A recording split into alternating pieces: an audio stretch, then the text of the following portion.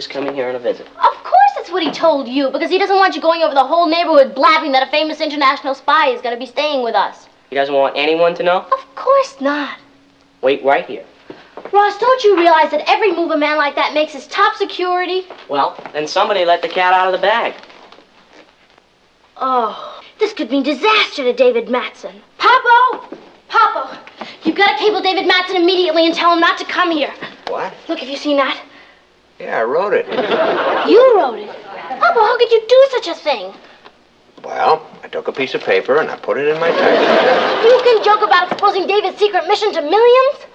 Patty, Mr. Mattson is not coming here on a secret mission. He's just stopping by on his way to Tokyo to give Kathy regards from her father. You really don't know too much about how international spies work, do you, Papo? Patty, I wish you'd stop all this foreign intrigue talk. Why? Because right this minute, there are dozens of enemy agents listening in under the rug. Yeah, maybe this apple's bugged. Okay. You two can joke all you want. All I know is that spies have enemies, and if they find out that David's here. He just drove up. He's here. David's here! Young lady, I want you to remember something.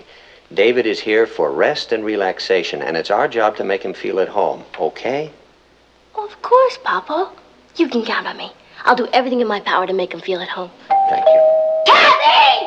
David's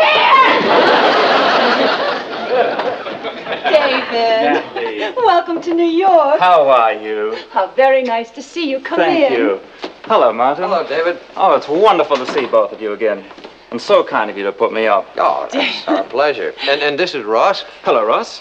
Hi. And this is Kathy. Kathy. Hello, Mr. How Mattson. are you? Just fine, thank you. Did you see my father before you left London? Indeed, I did. And he asked me to bring something for you. He did? Uh-huh. Here it is. I had a terrible time getting that through customs. Say, where's your daughter? Oh, she'll be down in a moment. She's changing her dress. I have to warn you about Patty, David. She's convinced that you've come here on a secret spy mission, so... Martin, since James Bond, our lives have never been the same. As a matter of fact... Hello there. How do you do, Mr. Mattson? Welcome to America. And we intend to do everything possible to make you feel at home.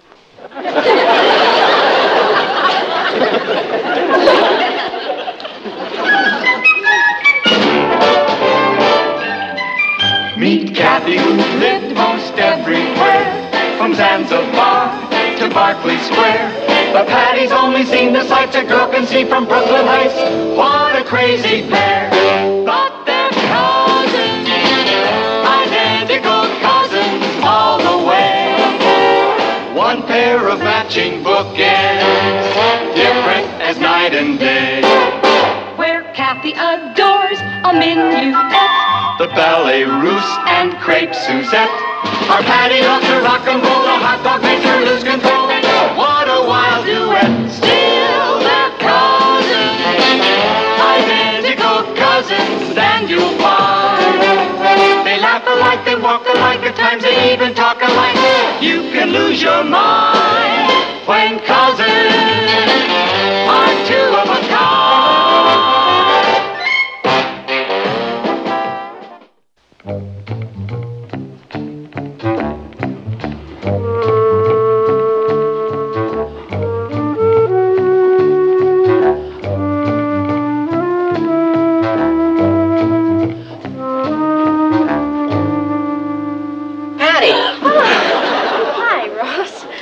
Are you going to go snooping around in David's room? Oh, no, but I'll bet nobody thought to give him fresh towels. You lose.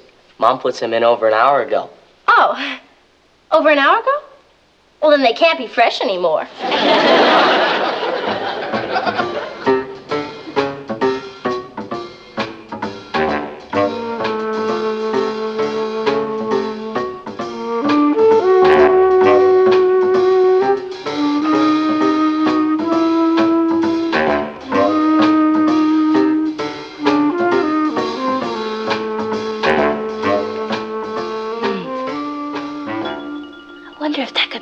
What? Nothing. Just like a regular briefcase to me. Oh, really? Would it interest you to know that I once saw a spy shoot somebody with one of those? You saw a spy? Where? In a movie. Where do you think? It was a fight to the death. And just when the enemy agent was about to kill him, the guy opened his briefcase and bang! It shot him. No kidding. Yeah. No! Don't touch it. It might be loaded.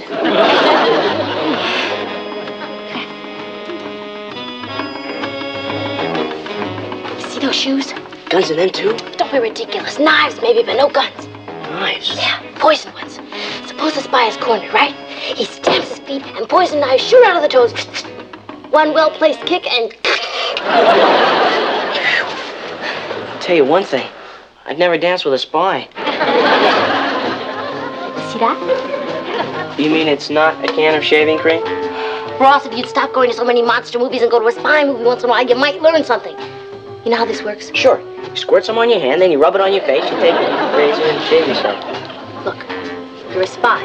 You're locked in a room by enemy agents. They've got the combination to the safe where the Earth-destroying formula is kept. You've got to get out of that room before they destroy mankind. You take the can, you tie it to a doorknob, you light a match under it, and in exactly 5 seconds, you know what happens? The doorknob gets a clean shave. I should take off tomorrow afternoon and really show you the town. Thank you, Martin, but the only place I plan to visit tomorrow is the office of a Dr. Harold Phelps. Doctor, aren't you feeling well? The girl I knew in London works for him, and one of the main reasons I stopped in New York was to see her. If that's considered sick, then I'm a desperately ill man. Oh, he's definitely running a fever. As a matter of fact, I think I'll go up to my room, call the lady, and aggravate my condition. Will you excuse me? Of course. Thank you.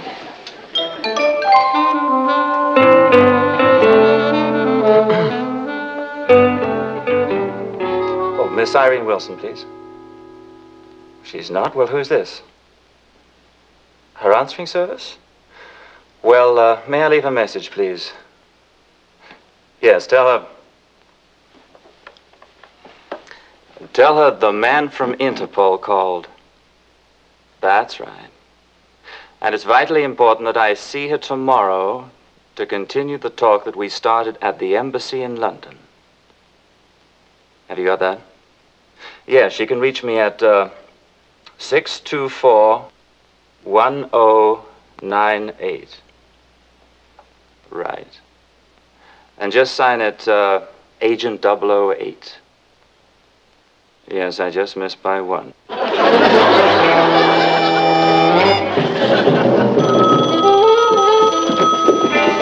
got it!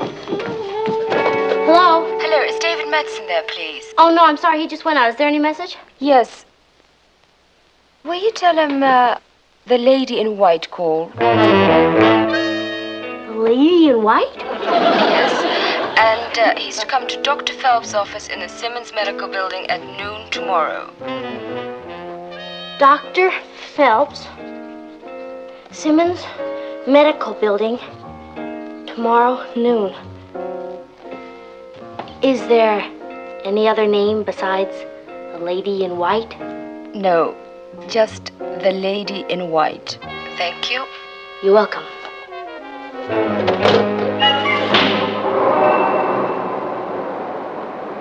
Ross, can you keep a secret? Sure. David Madsen is meeting a woman spy in the Simmons Medical Building in a half hour.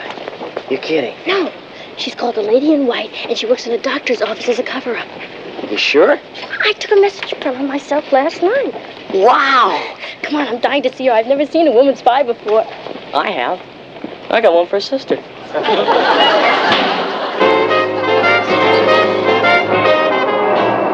I'm just positive he means to propose. But if I know David, he'll have to be coaxed. Yes. Oh, I don't know. Mm-hmm. That's right. Well, I'm sure you will have no trouble. That's her. She doesn't look like a spy to me. Of course she doesn't look like a spy. If she looked like one, her value to the service would be useless. Well, of course, everything is just going to be fine. I'll just tell you this. I have no intention of letting Mr. Madsen slip through my fingers this time. If he suspected I was out to trap him, there's no telling what he'd do. Well, I realize the risk I'm running, but he's only going to be in New York for 1 day, so I have to work fast. She's a double spy. She's working for both sides. No kidding. We've got to warn David. Let's go. Yes. Well, all right. I'll speak to you later then. Irene. David.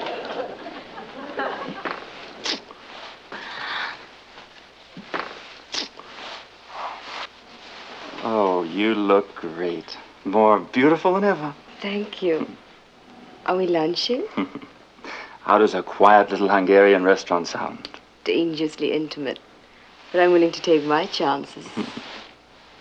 Oh. Patty, Ross, what are you two doing here? Hi, had to take Ross to the doctor. This doctor? Are you sure? Well, of course I'm sure. Why, Ross has been going to Dr. Phelps for... Oops, wrong Dr. Phelps. Well, have a nice lunch.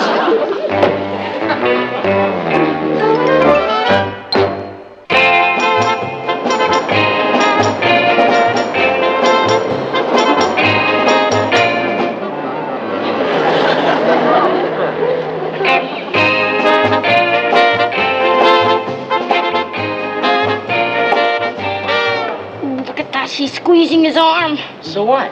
She might be planting a homer on him. A what? Homer. It's a small piece of metal or a pin that sends signals back to enemy headquarters. If I could only get to him.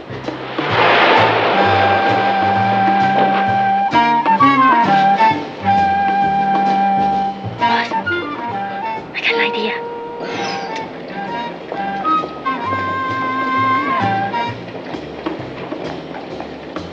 Okay, come on.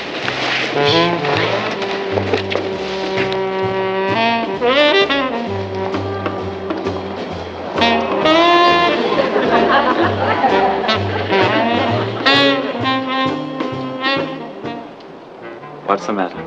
It's probably my imagination, but I've got a funny feeling I'm being watched. It's not your imagination at all. You are being watched. By who? Me. Silly.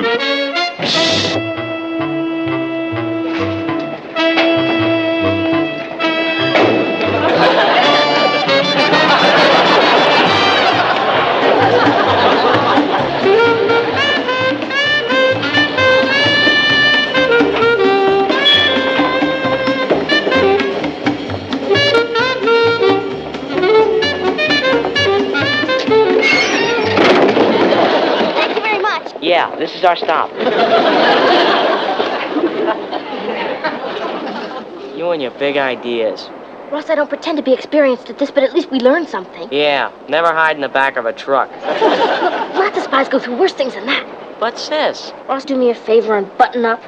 You're one of the gabbiest spies I've ever met. Let's go. There's the restaurant. Let's go. You see them? Yeah, come on, let's get in there fast. No, Ross. That woman's too dangerous. I'll have to take it alone from here. Aw, gee, I'm sis. sorry, Ross, but it's better this way. If I'm not home by dawn, alert the authorities.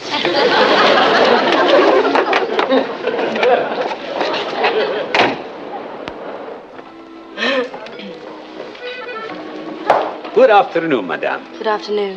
May I help you? Yes, I'd like a table for one, please. Oh, I'm so sorry, but we cannot seat singles. You must have an escort. An escort? I'll be right back. Oh, Ross. Is it over already? No, come on, I need you. Hurry up.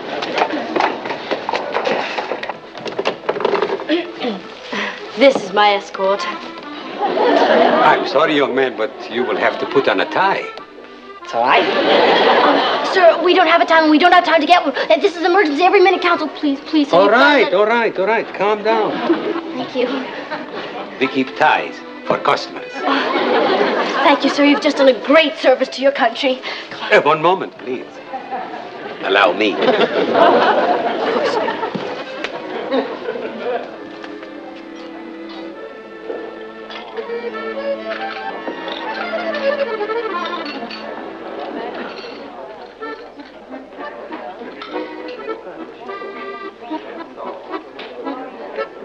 Do you wish to order now, please? Yeah, sure.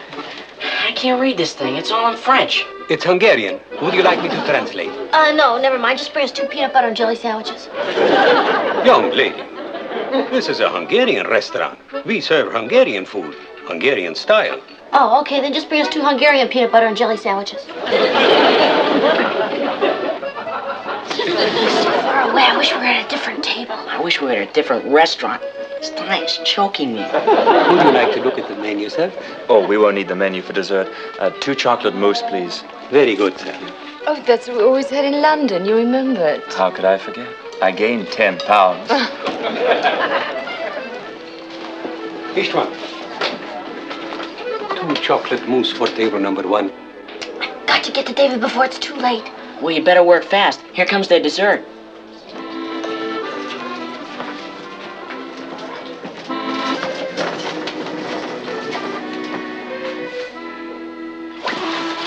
Wait here. You know, coming over on the plane, I was remembering all the wonderful times we had at Brighton. Oh, yes. Whatever happened to all those pictures you took of me? You won't believe this. Why didn't you have them developed? I'll tell you why. I forgot. Oh, David, is that all you think of me? Not at all, Irene. In fact, I feel...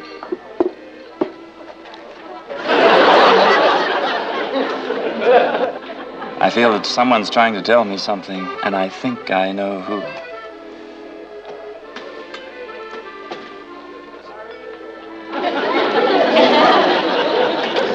Irene, let's skip dessert. I'm beginning to feel closed in.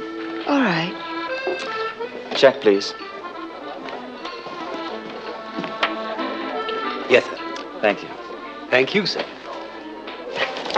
Where are they going? Didn't he get my message? Maybe he ate it without reading it. I got an idea. Hurry up. I'll get your coat. Okay, I'll be right back. Miss? Hello?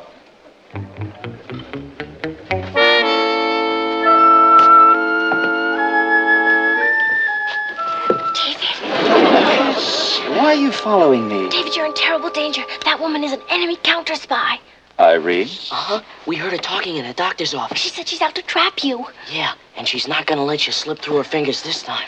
Well, that's information I can use. Good. What do you want us to do now? Go home and leave me alone with her. No, David. I know you're trying to protect us from danger, but we're in this together. Right, Ross? Right. Now, wait. No, till the end of time, David. Right, Ross? Right. I'm afraid, honest. Now, Patty, for the last time, will you please go home and let me handle this by myself? Wild horses couldn't drag us from your side. You will. I guess I'll have to include you in my, plans. Now, listen carefully. This is what she's after, and it's got to be delivered for developing without delay. Right, where? Do you know the camera shop south of where you live? The Sherwood, 6th and River Street. Precisely. Right, is that the drop-off? Right. Okay, we'll get it there and we'll be back in no time. Oh, no. Did you forget we've got to throw the enemy off the track? Look. You mean he's working with them? Well, he doesn't work for us. Now, we've got to convince them you're not on a secret mission. How do we do that? We'll use Plan M. Plan M? We've got to make the enemy agents think you're just a couple of ordinary kids out for an ordinary Saturday afternoon of fun and frolic. Oh, okay. Now, first, you will go directly to the malt shop, 2 blocks south of here. Wait a minute. There's no malt shop 2 blocks south of here. There's one 3 blocks the other way. I know, I was testing you. You'll order 2 jumbo banana splits. Now, the important thing is to act as if you're really enjoying the Sundays. You think you can? We can sure try. Good. Now, as soon as you finish the banana splits, move on to the cinema closest to the malt shop. The Globe. You're on your toes, Ross. Go in and watch the double feature. As soon as it's over, proceed to the camera shop, drop the film, and then go home. That's it. Come on.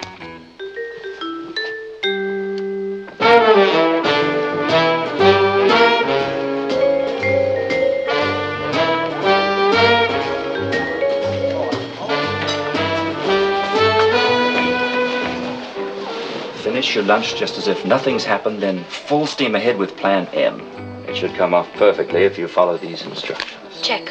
Commit that to memory. Now, this is for expenses. Good luck. Thank you, David. I know you'll get through. Got that down yet?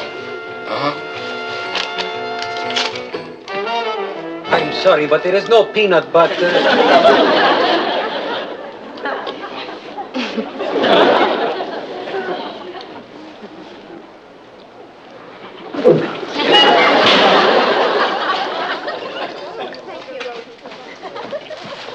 Why do you suppose he did that? Why not? He's a waiter. Yeah, but we still had water in our glasses. Maybe he was trying to eavesdrop. You mean he's one of them? I don't know, but let's not take any chances. Let's go.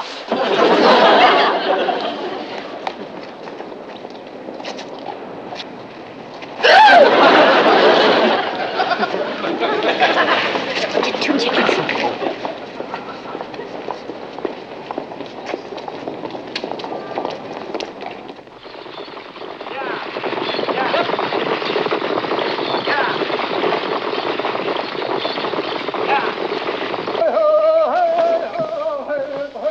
Now what? After we see the double feature, we head for the camera shop and we drop off the...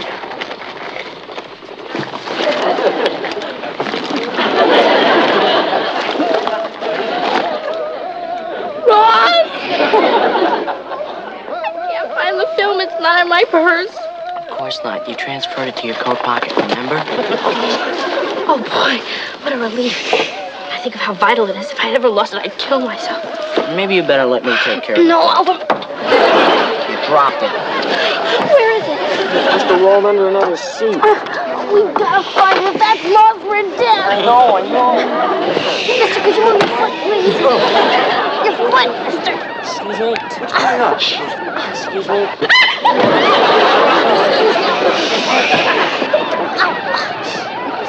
No, it's... Oh, I'm sorry.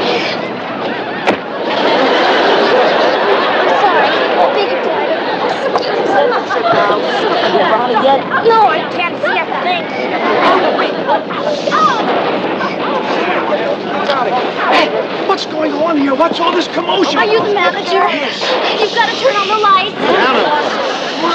We can't tell you, but it's a matter of life and death. Oh, please turn on the lights, mister, please. Calm down. As soon as the picture's over, put the lights on. No, we can't wait. Then come back tomorrow. It'll be turned into the lost and found. No, if it's found, we're lost. Oh, please, please, please, mister, please. Now, will you be quiet? Will you turn on the lights? Just don't pipe down. I'm going to call the police. Good, we can use them here.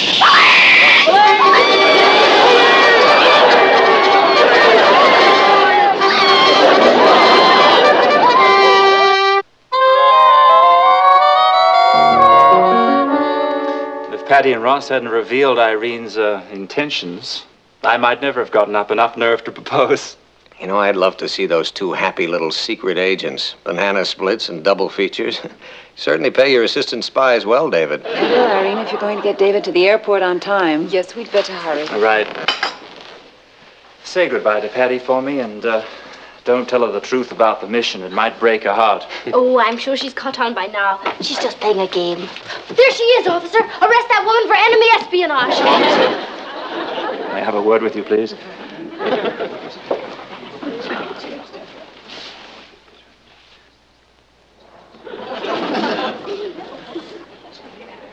No, David, we need help. Don't go, officer. Patty, I've got the situation well in hand. Miss Wilson is accompanying me to the airport as my prisoner. Thanks in no small part to you and Ross. Oh. Will she get a long sentence? A life term, if I have anything to say about it. Well, I'm terribly sorry it had to end this way, Miss Wilson. But I really don't think you were cut out to be a spy. You don't think so? No, but don't feel bad.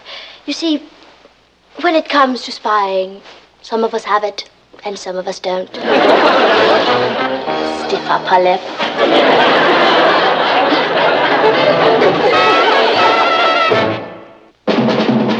Here's Kathy, who's lived most everywhere, from Zanzibar to Berkeley Square. The Patty's only seen the sights a girl could see from Brooklyn Heights. What a crazy pair, but they're cousins, identical cousins.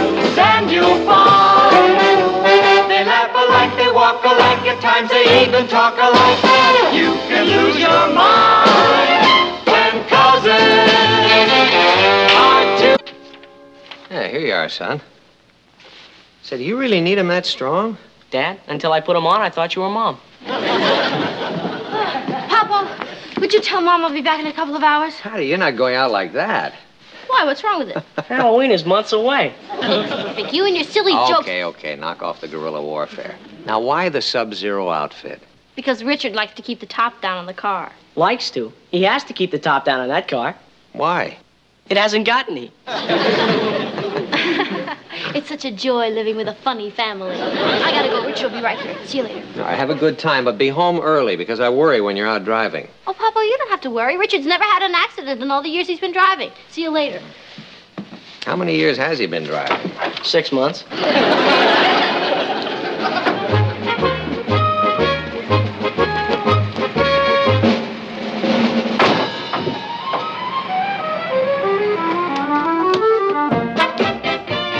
Here, what do you think you're doing? Hey, did you see that car ram me? Yeah, I sure did. Good, then you're a witness. Okay. My name is Patty Lane, and I live right here. Thank you, son. That guy had no right to... Son? Oh, excuse me. In that outfit, you look like a boy. Well, I'm not a boy, and you can ask anybody. You can... Sorry about bumping into your car. Richard, what were you doing in that car? It's my father's car. Mine broke down. I'm sure we can work something out. I'm sure we can, young fella, because I got a witness here who saw the whole thing, and she says you were absolutely at fault. Yeah, this girl right here. Don't look at me. I look like a boy in this outfit. What was your name again? Matilda. Matilda Fenstermacher. I thought you said your name was Patty Lane and you live here. Oh, no, you're confused. Patty Lane is where I live. Now, stop fooling around. You saw this accident. You're a witness whether you like it or not. Or do you want me to call a cop? Oh. Well, now, is that Patty or Patsy? A little of both.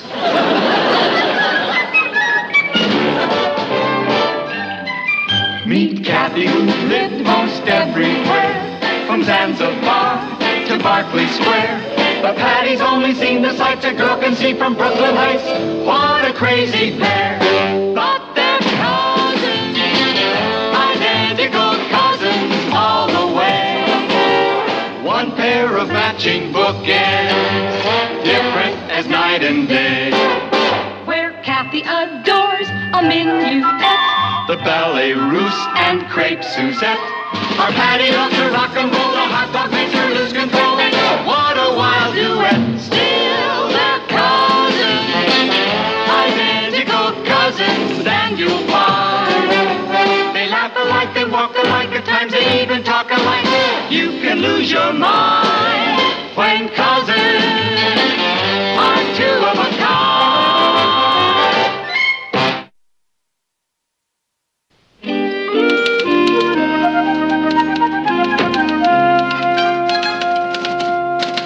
Papa? Can I talk to you a minute? Yeah, sure. What's on your mind? You sure I'm not interrupting something important? No, this is just an editorial on Red China. Oh. What's your problem? Well, I need some advice, but I don't want to disturb anything. Now, if you're really busy, you can just say, Patty, get lost, I'm busy. Patty, if you were disturbing anything, I would say to you, Patty, get lost, I'm busy. So quit beating around the bush and get to it. Okay. Now, it's very complicated, so listen carefully. Uh-huh. Thank you. Now, A and B are friends. A sees an auto accident involving B and C. Before A knows that B is involved in the accident, C nails A as a witness against B, whose fault it was. You understand? Yeah. But would you mind repeating the question? I haven't asked it yet. Oh. The question is this. Should A testify against B, even though A and B are great friends and A and C don't even know each other? Especially when B is going to get in terrible trouble with his father. You follow me? Oh, I follow you. I just don't understand you. Well, what's so difficult to understand? It's as simple as ABC. Patty, would you mind if we began this meeting all over again? From the very beginning? From the very beginning? Mm-hmm. Okay, Papa.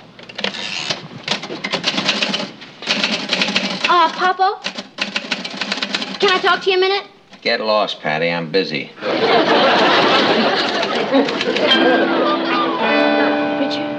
What? Are you ready for this? What? On television the other night, there was this fugitive, see? He was in a big jam, so he decided to go to the people who were causing him the trouble and throw himself on their mercy. Hey, Patty, that's a great idea. You mean go to the owner of the other car and ask him to forget about it? Right. Sure, and if I throw myself on his mercy, maybe he won't even put in a claim. I mean, I'm a kid, and I'm honest. Maybe he'll say, forget it. What do you think, Kathy? Forget it. Oh, come on, it's worth a try, isn't it? I suppose so. Okay, Rich, you go call Mr. Tompkins and tell him we'll be right over. Patty, what did happen when the fugitive went to the people who were causing him the trouble? They turned him into the police, and near the end of the show, he was on his way to the electric chair.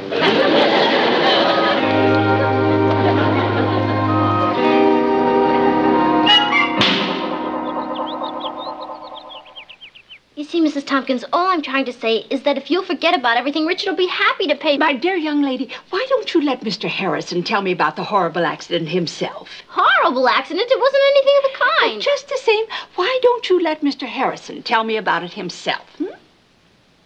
Okay. You don't have to be so formal. You don't have to call him Mr. Harrison. He's just a kid. Speak up, kid. That's right, ma'am. It was just a simple little bump. Neither of us were going more than 5 miles an hour. If that. Those cars never got any closer than 2 kids doing the Watusi. Naturally, you want to protect the man you love. Look, all we want to do is pay you whatever it comes to for the small damage done to your car. That's right, ma'am. I'm going to give up something I can do without and give you $1 a week out of my allowance.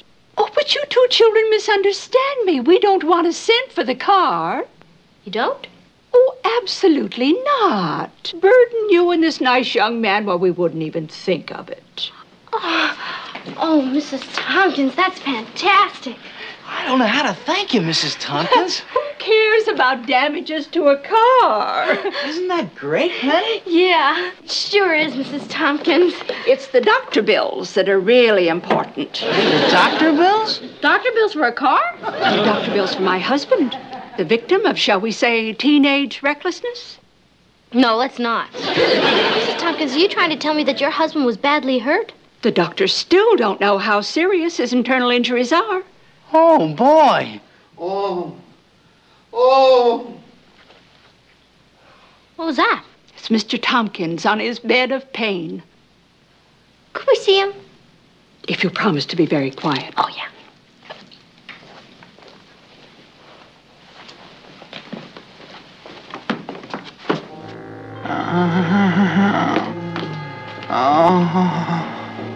Oh, boy. You can see how bad he looks. That's nothing compared to the way I'm gonna look when my father hears about this. I think he wants to tell me something.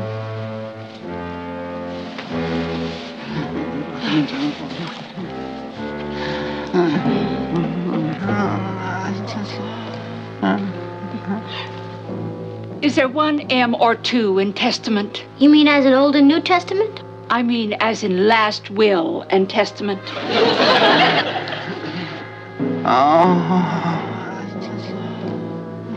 Oh, I'm afraid you're going to have to go. He's too weak to go on. Me too. I'm truly sorry for you, young man, being involved in a mess like this. And I'm sure your father will be happy to pay us whatever we ask. Just to keep you from having this terrible blot on your record. Say, $10,000? $10,000? Our lawyer, Mr. Lewis, will be in touch with you. Thank you, Mrs. Tompkins. We knew you'd be fair.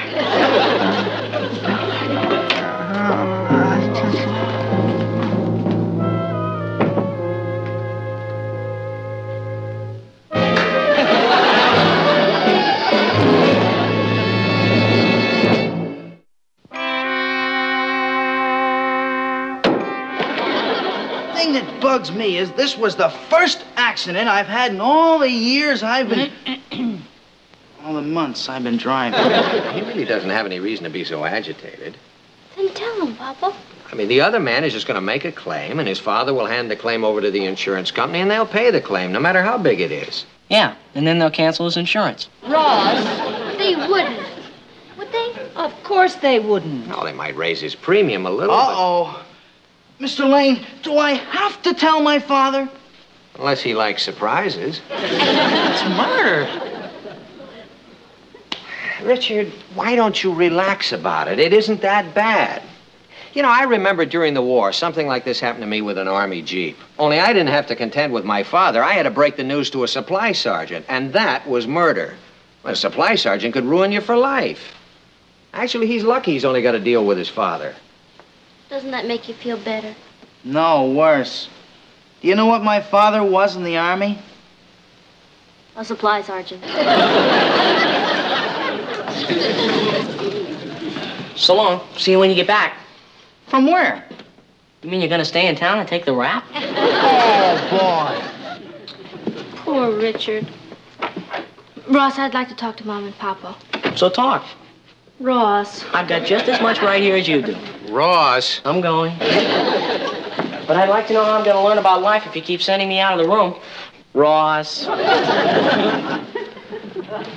What is it, dear? How can I testify against Richard? Oh, honey, stop being so worried about it, will you? Generally, these things are settled out of court. Yeah, but what if it isn't? Can they force me to testify against my own boyfriend? Darling, why don't you do something to take your mind off the whole thing? Go for a walk or something. Can they? Honey, you haven't even had a phone call from the man's lawyer. Why don't you relax? I'll get it. Hello?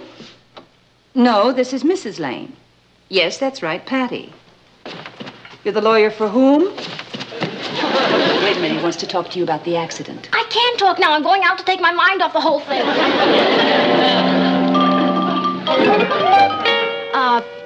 Any calls for me while I was out? Yes. A lawyer named Mr. Lewis called you. That's a surprise. He called about an hour ago, too. He said he wanted to come over and get a deposition from you. I know. I can't do this to Richard. I'll just have to keep stalling him till I find a way out of this mess. Please hurry up, Patty. I'm running out of excuses. What do you mean? Well, one time he called, I told him I was your mother. Another time he called, I told him I was your brother. What do I tell him next time? Oh, I don't know. Tell him nobody's home and you're just a burglar who's answering the telephone.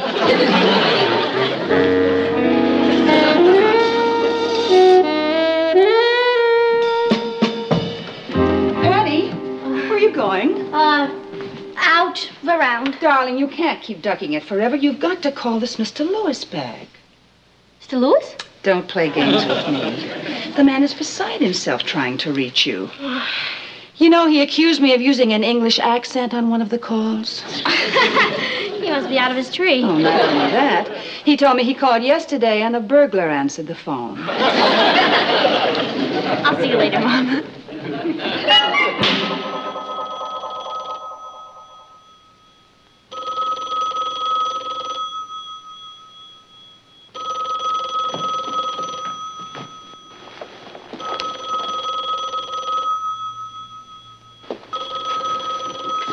Hello? Who? Patty Lane? Who's calling? The Watusi Dance Studio. You have 2 free dance lessons for her if she can just answer a simple question? I'll take it upstairs. Just a minute. Yes, you wanted to talk to me? Miss Lane? This is Mr. Lewis. I'm sorry I had to resort to such an obvious subterfuge, but you gave me no choice. Hello? Who is calling, please? What happened to Miss Lane? Hello! Miss Rain? You want to speak to Miss Rain? Who is this? Never mind who is calling. Who is this? This, Leon, Japanese houseboy. Who is this? This is Mr. Lewis. Lewis! Oh, I'm terribly sorry, Mr. Lewis. You from out of rock. Miss Rain is unavailable. Are you sure? I'm positive I had her on the phone. Mr. Lewis, please control yourself. No need to make a big McGilver. This is not Pearl Harbor, you know. Now, you listen to me, Rayon, and you listen good. You tell Miss Patty Lane that she had better return my call immediately. Do you understand what I'm saying? Yes, sir. Unconditional surrender.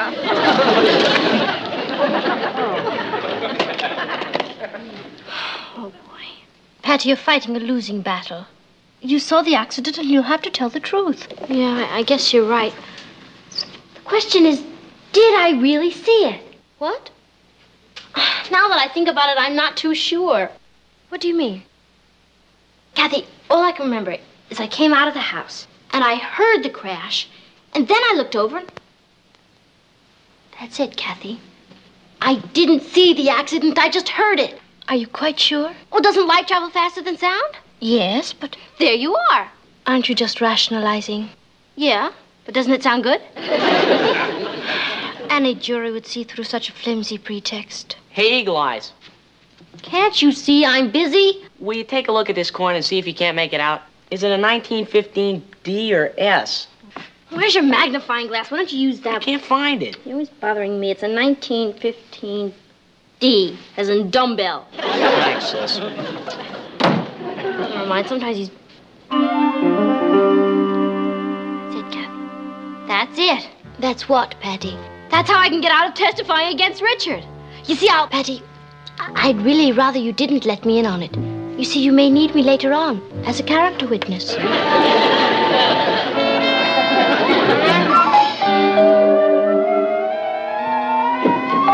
I'm coming, just a minute.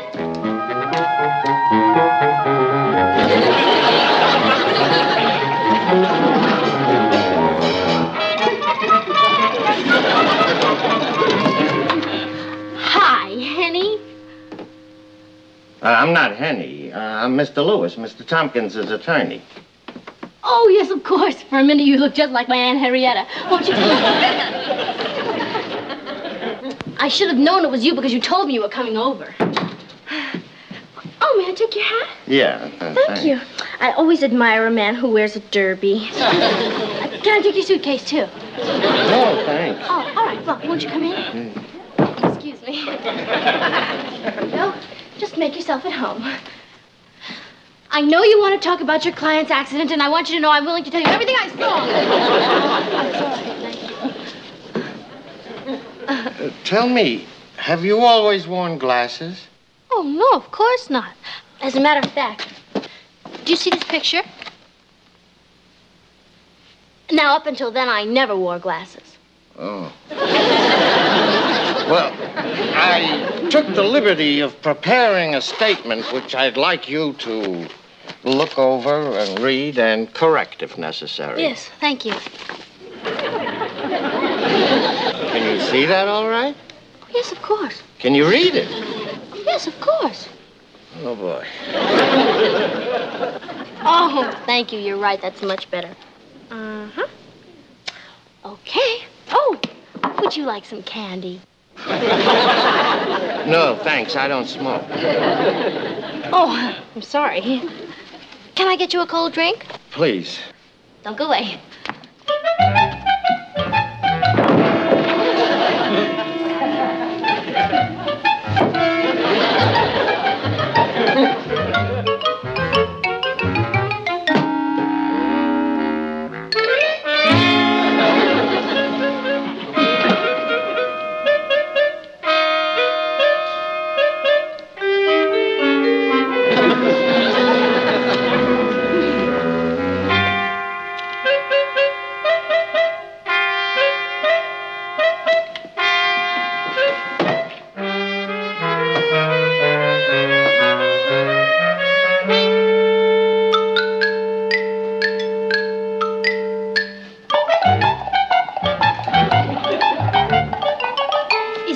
Okay. Oh, sure, just good. Never mind, I'm not thirsty anymore. Oh. Oh, Miss Lane. Yes? While you were in the other room, I took the liberty of turning on your TV. Oh, good. Good. You like that show? Oh, yes, I love it. But I'm afraid you don't have it tuned in right. Oh? Now, I'll adjust it for you. Oh, thanks. You see, it's a color set, and you have to learn how to work it. But once you get used to it...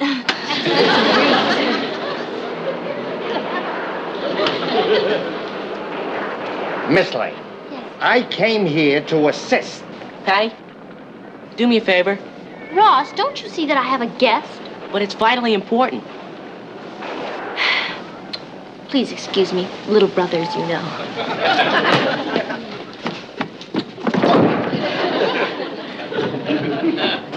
Ross, what is it you want? I just traded for this 1926 penny. Is that a D or an S? That's vitally important. It's a 1926 S. Now, will you please leave me alone? I'm very busy. Very funny. Mr. Lewis, there's something you don't understand. Coins, excuse me, are the only things I can see. Now, Miss Lane, I have to warn you. When I get you into court, friendly or unfriendly, you had better tell the truth, or so help me, I'll have you tried for perjury. Just don't see what good it's gonna do us. They already tried talking to him once. What's the point of trying again? Look, Rich, you know as well as I do that most cases never even get to court. People sue for $100,000, and then you hear they settle out of court for $56.27. Look, I figure if we go to the Tompkins and catch them off guard and offer them cash, they may just accept it. Yeah, but Mr. Tompkins is in such bad shape. Money's one of the greatest wonder drugs in the world. He might just get instantly well. Maybe you're right. How much do we have in cash? $56.27.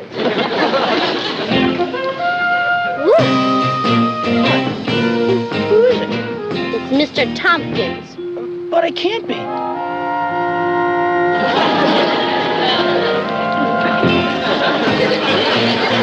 Hurry up!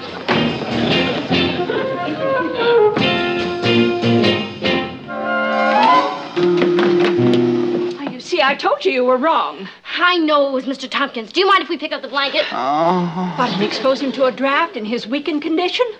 Oh. Do you hear that? Yeah, he's groaning better. Let's settle out of court. I'd groan too if I had just run in the house that fast. Are you calling me a liar? I'm not calling anybody a liar, Mrs. Tompkins. All I'm trying to do is get at the truth. Pay him their $56.27. No. May I ask you a question? Certainly.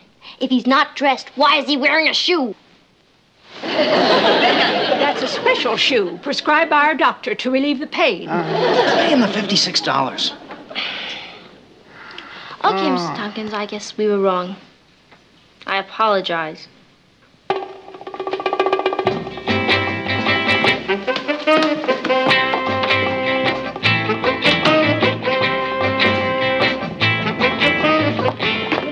From us, young man.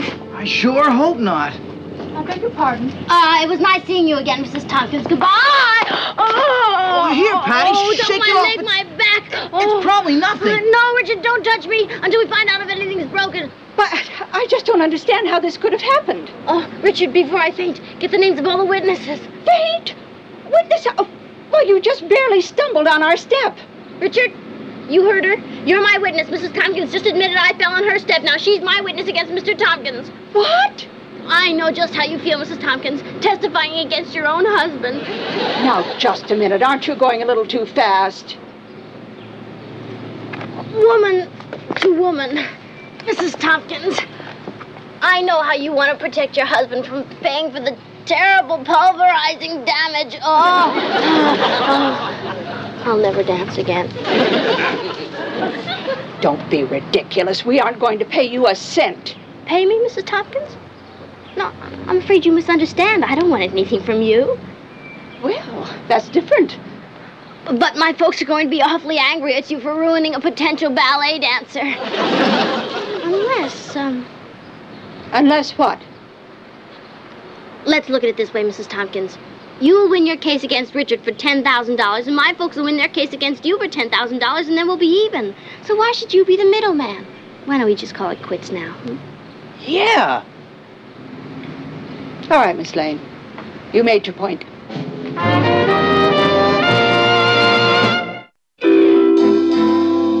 Hey, Patty, how about that? I think you conned him in to get me off the hook. How about that?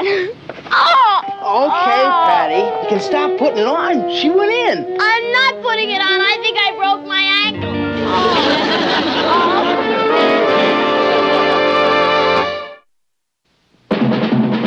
Here's Kathy, who's lived most everywhere, from Zanzibar to Berkeley Square. The Patty's only seen the sights a girl can see from Brooklyn Heights.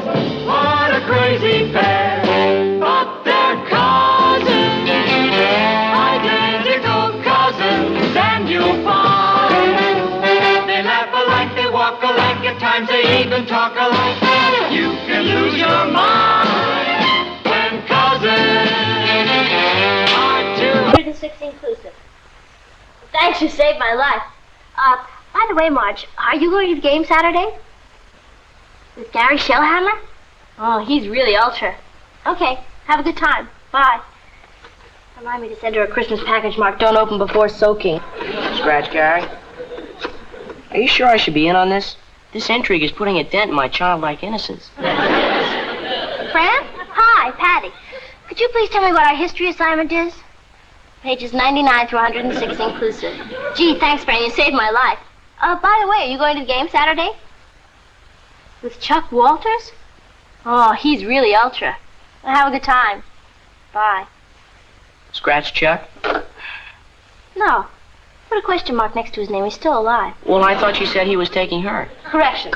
She said she thought he was taking her. You know, Fran. She still believes in Tinkerbell. I'm surprised Richard hasn't asked you to that game. Well, who said he hasn't? Well, what's the reason for all the phone calls? I just want to see who else is available before I say yes. Patty, I don't think it's fair to keep him dangling. Mom, if I said yes right off the bat, and then somebody really dreamy asked me to go, I'd have a trauma for the rest of my life. Yeah, but what's going to happen if he gets tired waiting? You know the old saying, bird in the hand is worth two in the bush. Yeah. But what about don't put all your eggs in one basket? I think don't count your chickens before they're hatched is more to the point. Wait a minute. How did we get into the poultry business?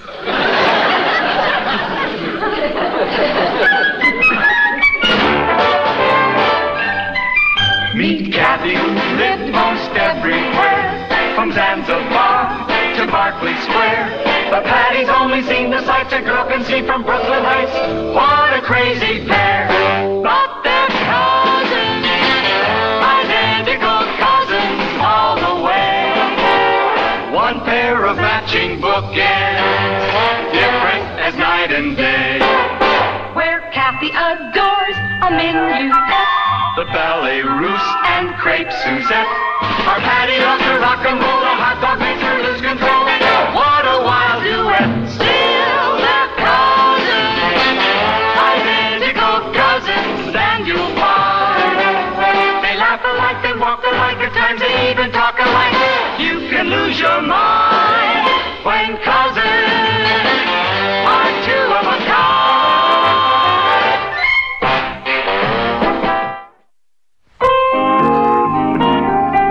What I'm trying to say is this, Patty. Richard likes you. But if you put him down too often, his interest is going to cool off.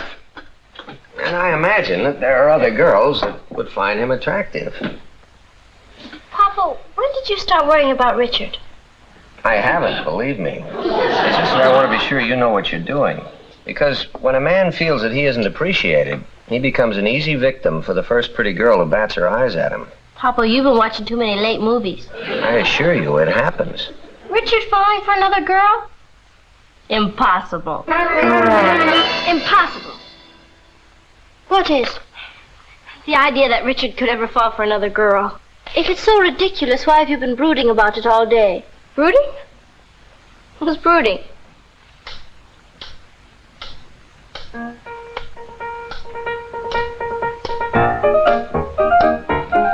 I know he has his faults, but when it comes to being trustworthy, he's like old dog Trey. Then why are you so worried? I'm not worried. Patty, I think you can carry on both sides of this conversation without me. If you'll excuse me.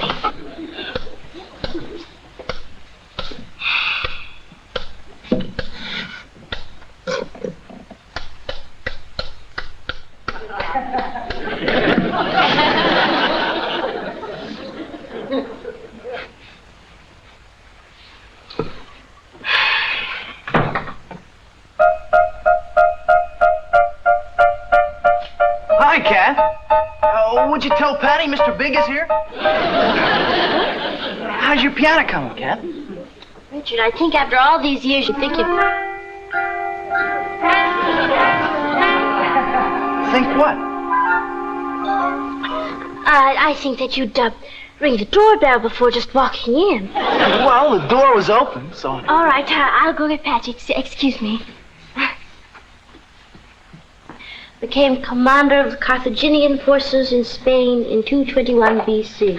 Don't leave this room till I give you the all clear. What's up? Richard.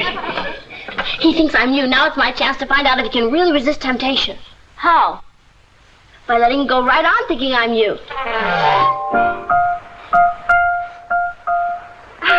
I'm sorry, Richard, but Patty is unavailable. Anything wrong? She gave herself an egg shampoo, and at the moment her hair looks more like an omelet than a head. With one little egg? It must have had a double yolk. She'll be devastated at not being able to see you. Me? Oh, now, let's not be modest, Richard. Yes. You're definitely the rugged outdoor type.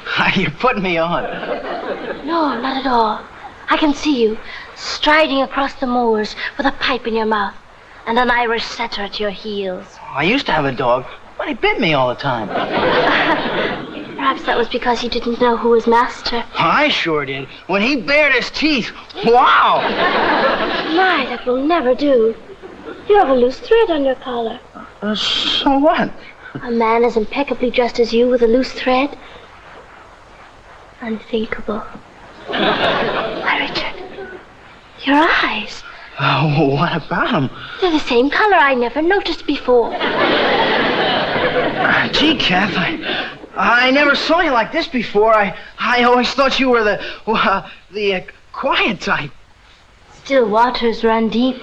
I sure do. Well, I gotta go. I just wanted to show Patty my new carburetor I put on the car. Oh, it must take great skill to attach a carburetor. I've always admired manual dexterity. Yeah, and you want me to fix you up with him. Oh, Richard, you have a keen sense of humor. I've got an interesting lifeline. Do you know what it tells me? What?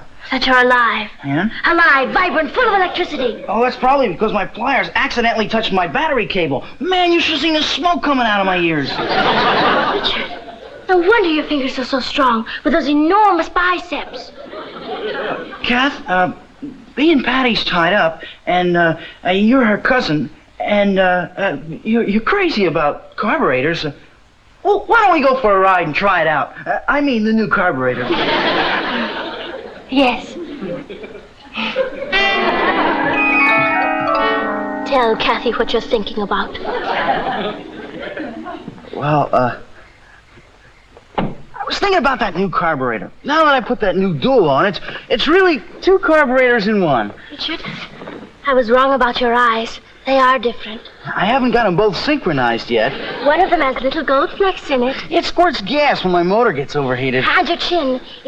It's got a little dimple in it. It's got a needle valve that gets stuck sometimes. And your nose.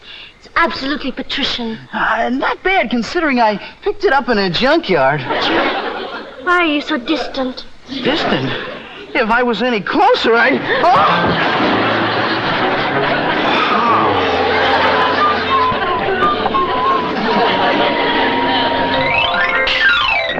Richard? Sorry, Patty, I've got to get to class. The first bell rang. Where'd you go after you left my house last night? Last night? Yeah. When you say last night, what do you mean? I mean the day before today, only after the sun went down. Oh, last night. Yeah. Well, wasn't that the bell? I promise I'll let you know when I hear it. Now, about last night. Yeah. Well, I drove around for a while. By yourself? Mainly. Did you have fun? Fun? Yeah, F-U-N, fun. What kind of fun can you have driving around by yourself? Mainly. You know what's a shame? What? Well, I mean, as long as I couldn't go, it's too bad you didn't take Kathy out. I mean, then you wouldn't have been driving around by yourself. Mainly. Well, I guess, yeah. Oh, you can't tell me that wasn't the bell. I've got to get to my Kathy. Civics class. All of that boy. He just stood there with that silly grin on his face trying to pretend he wasn't out with you. With me? Well, you know what I mean. Papa was absolutely right. About what? About Richard. The first pretty face that came along, you went, hey, just as if I wasn't even alive. When are you gonna learn to knock? Number one boy downstairs. I'll wait your arrival.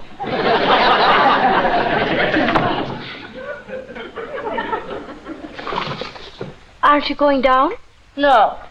For all I care, number one boy can get right back in his rickshaw and head for Outer Mongolia. Patty, that's not fair. And neither is the test you gave him. After all, even if he was out with me, even if he thought he was out with me, he was out with you. And the real you must have come through, and that's what he liked about me. I mean you. You really think so? Oh, don't answer that.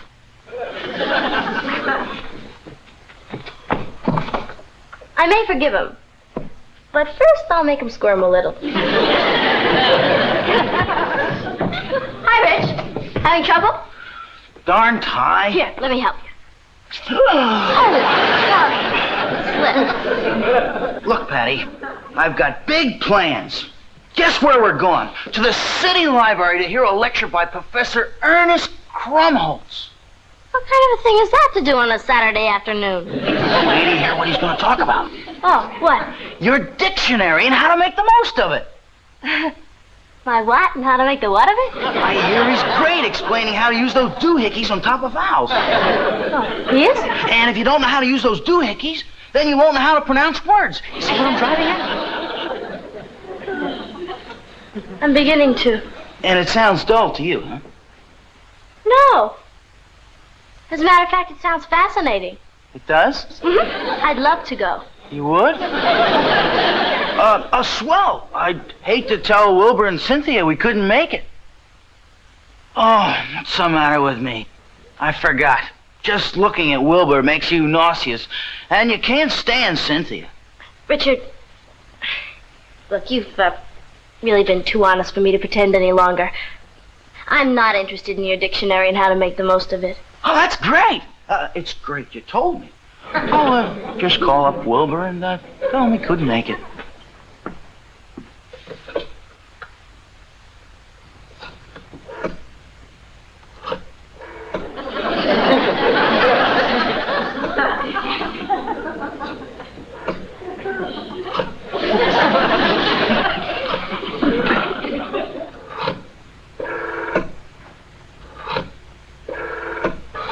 Richard?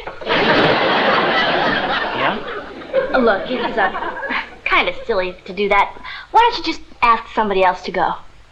Well, I could ask Howard or Freddie or Pee-wee. How about Kathy? Kathy? Kathy who? My cousin, Kathy. How many Kathys do you know? Oh, that Kathy. Do you think she'd like to go? Oh, Richard, I can practically guarantee you she will. I'll go tell her.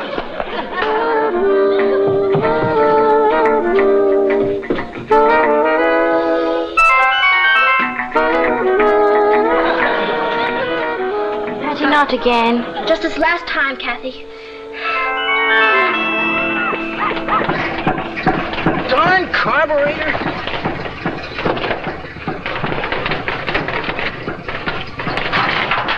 Richard, I bet you told Patty that we were going to a lecture just so she'd back out. I wouldn't say that. Oh, come on now. You can tell me the truth. Well, as a matter of fact, you might...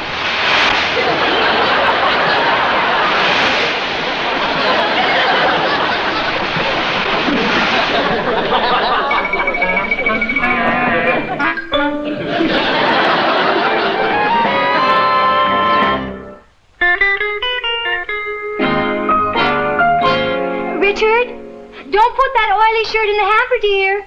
Okay, Mom. Well, it's so nice to meet you, Kathy. My, it's amazing how much you look like Patty. Yes, I've looked like her all my life. Richard tells me that you're interested in classical music. Oh, yes. I wouldn't listen to anything else. Tell me, how do you feel about Schubert? Well, actually, I like regular ice. Oh, good old Franz Schubert. Yes, every time I think of him not finishing that symphony, it gets me. Right here. I understand you play the piano extremely well. I suppose you're familiar with Schubert's Impromptu in B-flat? Oh, what a question. Oh, it's one of my favorites, too. Kathy, I wonder if you would play it for me. Play it? You mean on the piano? Yes. How well do you know it? Oh, I guess I've heard it hundreds of times. Oh, then I guess you really wouldn't want to hear it again. You must be sick and tired of it. I wish you'd persuade Kathy to play the piano for us. I think she just wants to be coaxed. Oh, believe me, I don't. Come on, Kat, do your stuff. Mom loves good music. No, I couldn't. She wouldn't want to hear me play, especially in my condition. You know, high nails, and my tennis elbow's been acting up, and blisters from stirring all that fudge. Oh, come on, Kat. I know you're dying to play. I don't get it. Hey, every time I come over to your house, you're pounding away on the piano. What's with the modesty bit? Well, we just won't take no for an answer. There.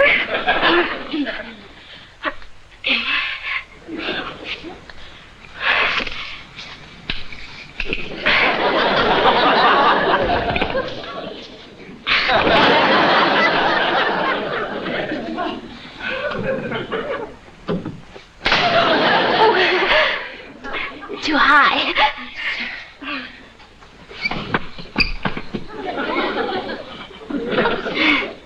Too low.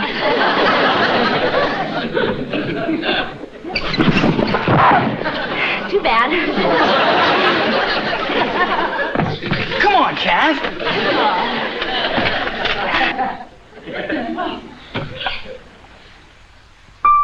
Oh, my, I'm terribly sorry, but I can't play this piano. It's out of tune.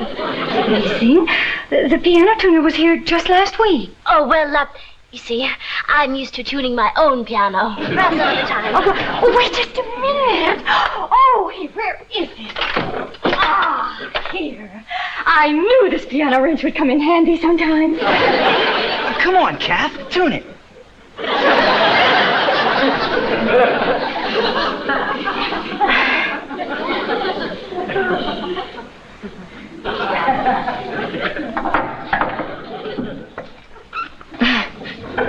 Hurry up, Kath.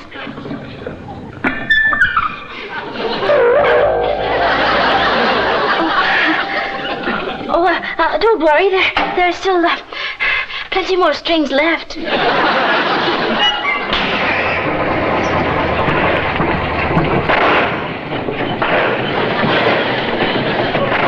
Welcome to World War III.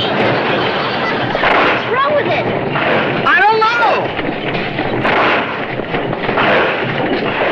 Sounds like it could use a shot of penicillin.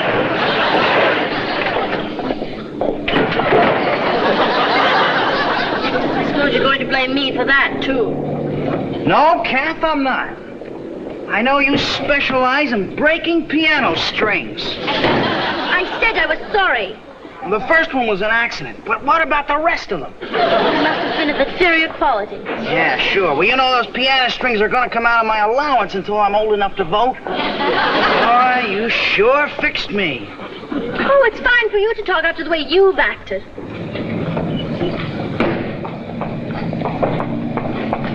Kath. What? Do you want me to walk you home?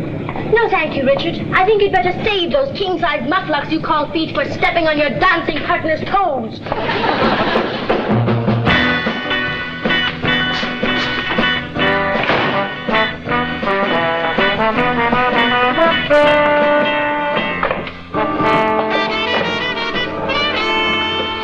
I'll have a chocolate soda. You better make that a double.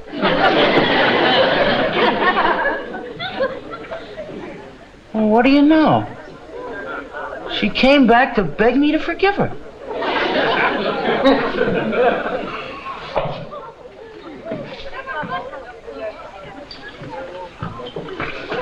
Kathy, I accept your apologies. Apologies? For what? Well, to start with, breaking all those strings. Strings. As if you didn't know. And how about the crack about the mucklucks? I broke the string on your mucklucks? Now try being funny about my losing my allowance for a year. A year's allowance for a pair of shoestrings? Either something's happened to your sense of humor or... Oh, boy, oh, boy, oh, boy, oh, boy. Richard, are you all right? Can I get you something? A new head. My old one's got a hole in it. I beg your pardon? Nothing. I'll tell you this. Two can play the same game. We'll see how Patty likes it when the shoe is on the other foot.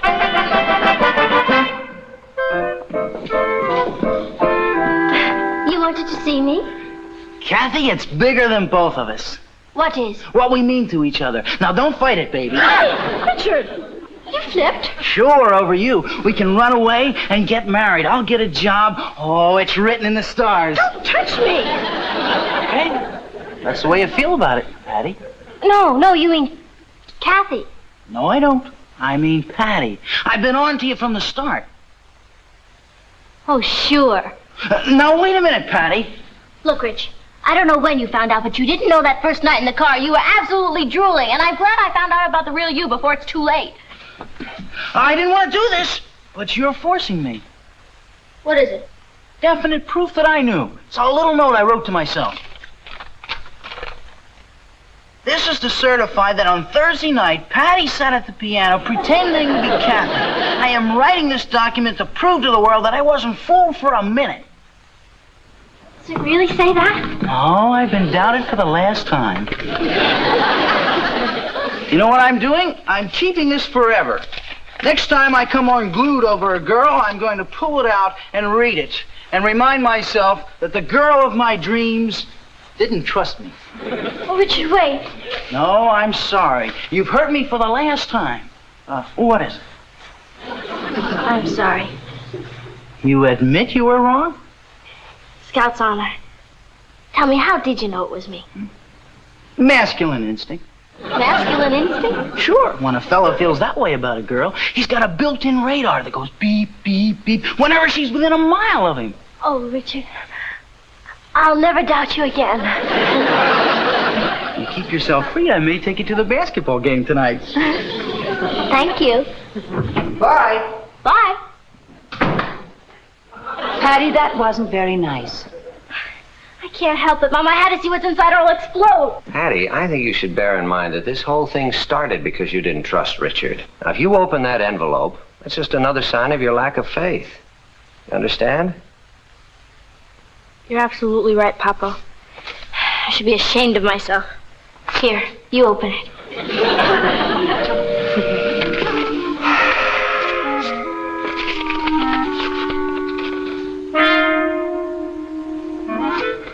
Boy's penmanship leaves something to be desired. This is to certify that on Thursday night, Patty was sitting at the piano pretending to be Kathy. And I'm writing this document to prove to the world that I wasn't fooled for a minute. Good old Richard.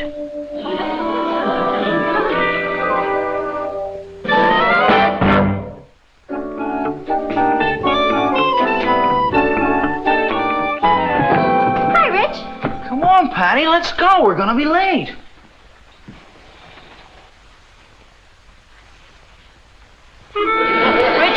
Come on, Patty, let's go. What are you trying to pull?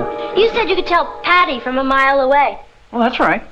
This is a masculine instinct test to see how well that built-in radar works. Having trouble, Ruby? Just a second.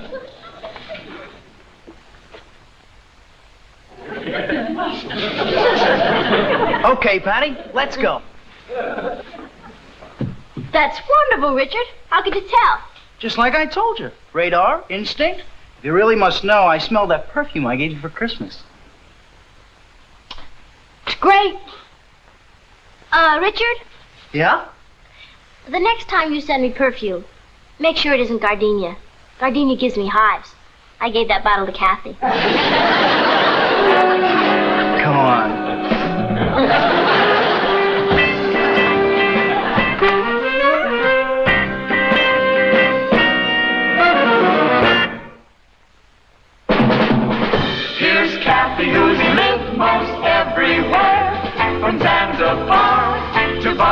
everywhere. The Patties only seen the sights a girl can see from Brooklyn Heights.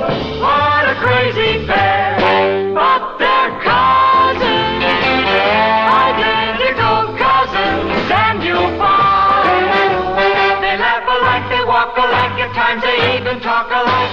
You can lose your mind when cousins. I'm sorry you mentioned it. Honey, you're letting in too much air. How can I tell when I'm in the air? Well, how's the patient? She's got something. One of her glands is swollen.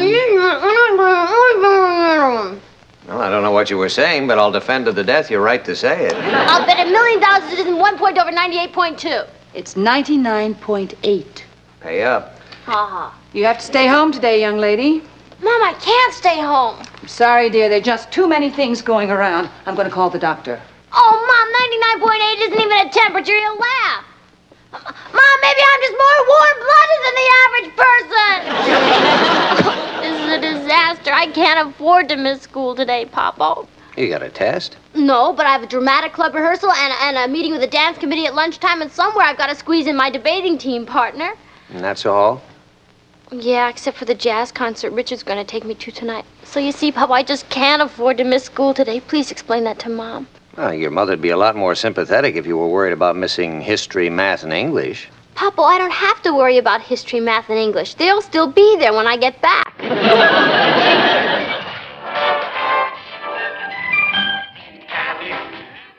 Everywhere from Zanzibar.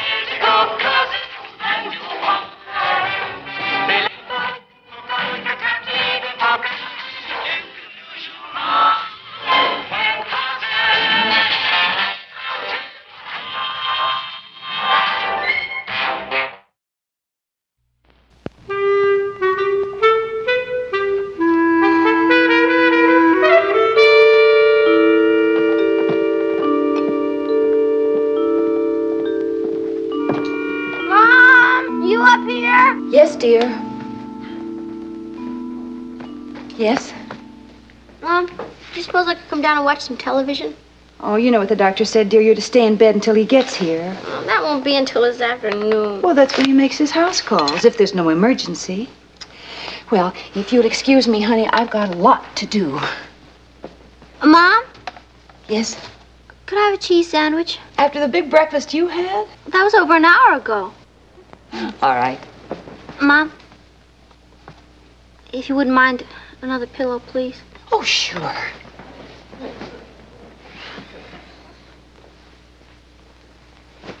Thanks, Mom. You're an angel of mercy. Mom, you may as well go all the way. Why don't you make one of those great grilled cheese sandwiches with ham and tomato and a little Worcestershire sauce? You know those special ones? And some milk, naturally. Naturally.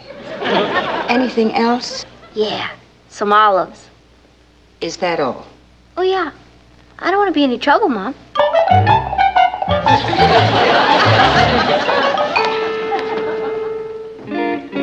Mom!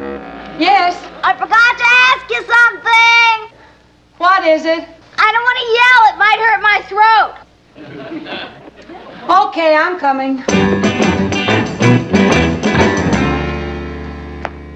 Mom, do you think it would be all right if I used the phone? I really think it would be better if you just rested. And besides, who are you going to call, dear? Everybody's in school. Yeah, I guess you're right.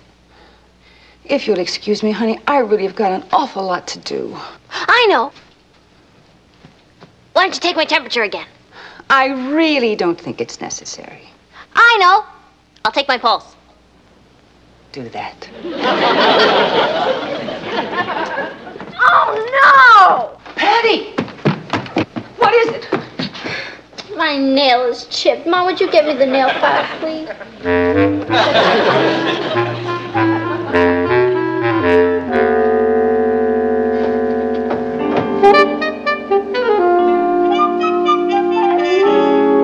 Thanks, Mom. Patty, why don't you make some phone calls? But you said nobody'd be home. Doris Hartley's home with a broken leg. Wonderful.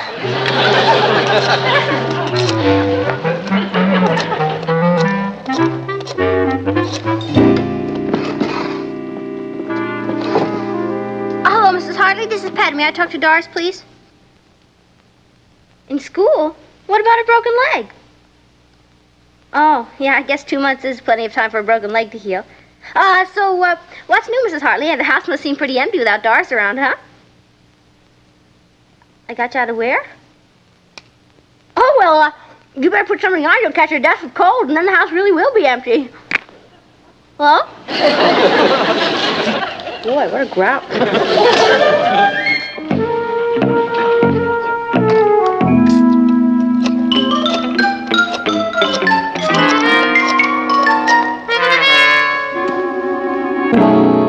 Hello, is this Brooklyn Heights High School? Is this the secretary? Hi. I wonder if you'd do me a very large favor. Is the absentee list made up yet? Oh, good. Would you read it to me? No particular reason. I just want to see who's available for some phone calls. Me, I am, let's just say I'm a community-minded citizen who makes a hobby out of calling shut-ins. You're not allowed to give out students' phone numbers? I'll tell you what. Why don't you give me the numbers without the names? Hello? Do something nice.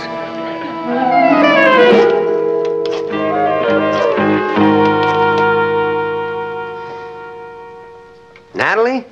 So what's been going on around there? I've been trying to reach you for an hour. I let Patty make some phone calls just to occupy herself. Well, who's she been calling? Aren't all her friends in school? Did you ever hear of the classified phone book? She's been poring over it like it was the Book of the Month Club selection. In other words, she's feeling pretty good. She's fine. Now ask me how I am. Well, you were the one who insisted that she stay home. Yeah.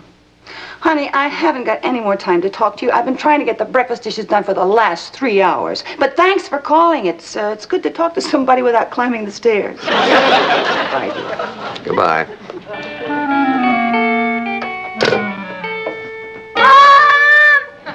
Yes? Can I get up for a minute just to get something from my dresser? Can it wait until I get there? No, it's vitally important. I'll be up in a minute.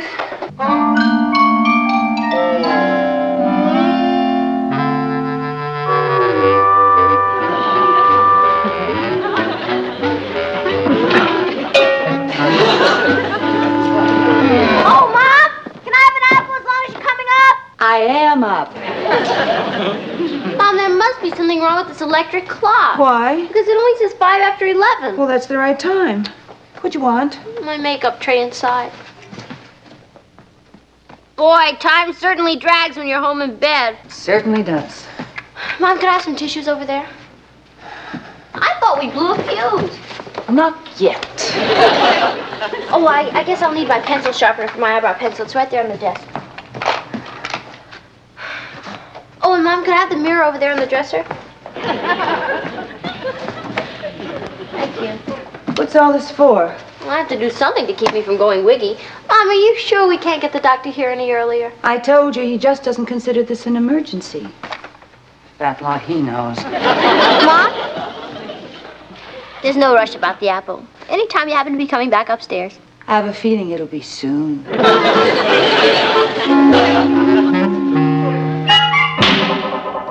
Here's your apple, dear, and I brought a few other things for the rest of the afternoon so I won't be... What are you doing covered up? What have you done to yourself? It's the newest look. The magazine says it's going to be very big this year. Where, in Hong Kong? Look, this article says makeup can uncover your secret self. What do you think? I think you should put the cover back on. I'll get you a washcloth.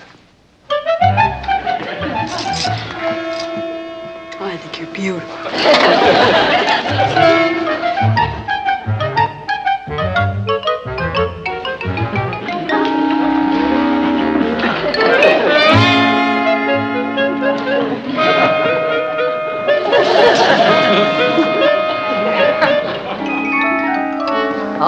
honey, here's a washcloth. Now get all that stuff up. All for one and one for all.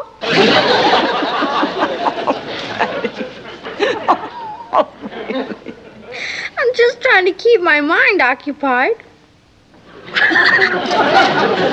Well, I don't suppose you'd consider doing a little schoolwork. In my condition? Scrub up. The bill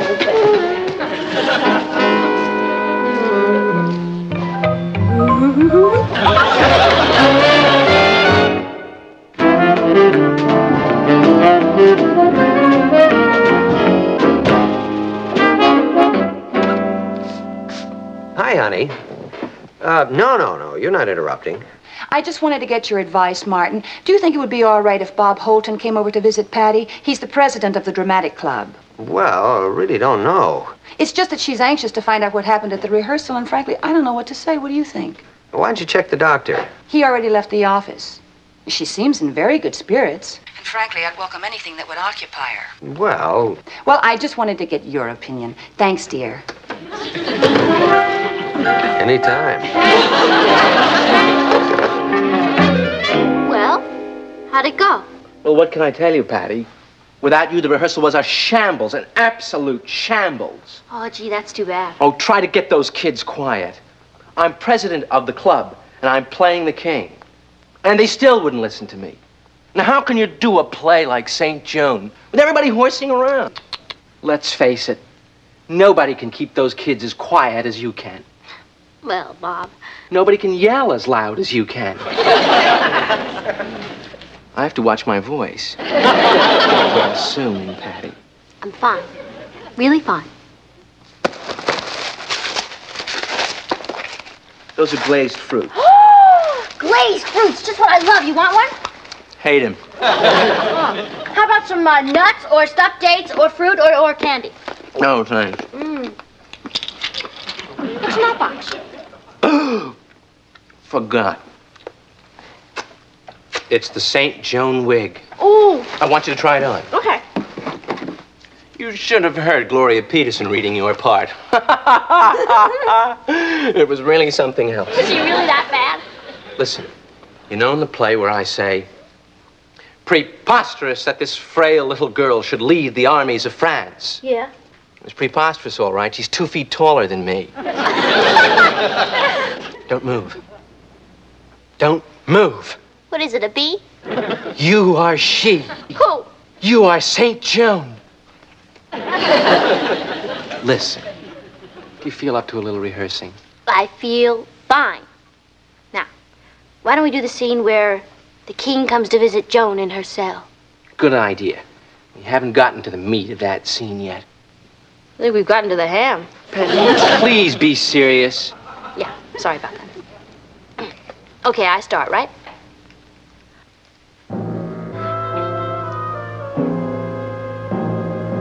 The king flatters me by his presence. Wait a minute. What's the matter? Give me a chance to get into the mood. I can't become a cruel tyrant like that.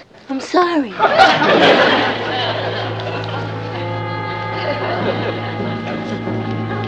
I'm a bitter old man. Old before my time. Life is cruel. I'm unloved, despised, not well liked. What play is that? Now you broke the mood. I'm sorry. All right. Well, that's the cell door. I'm just coming in.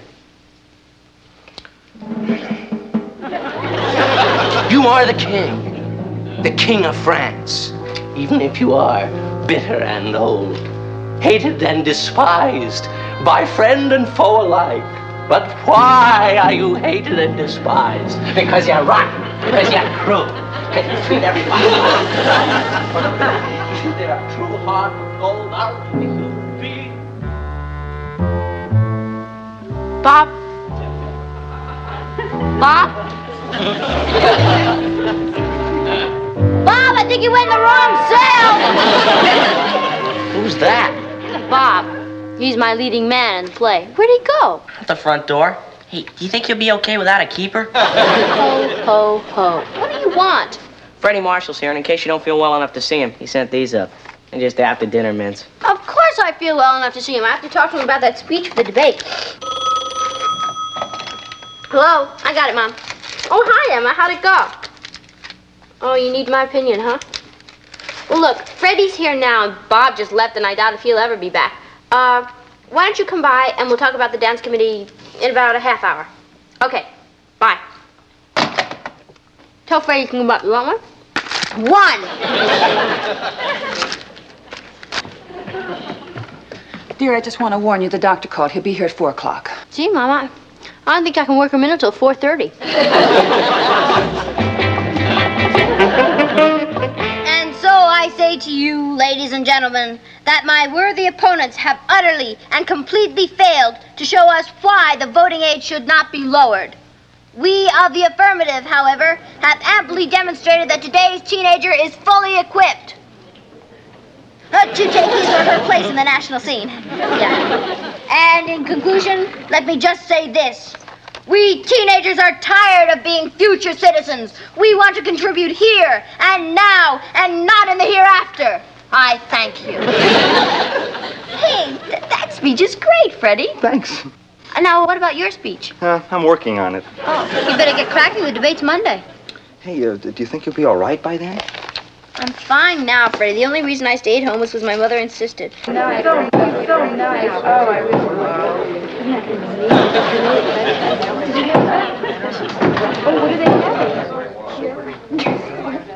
Nat? What is all this? What are you doing home so early? Well, you called and said Patty was giving you such a rough time. I thought maybe I'd come home and help, but it's like a congressman's lobby. What are all these kids doing here? Oh, they're waiting to see Patty. That's Bob. He's the president of the Dramatic Society. That's the dance committee.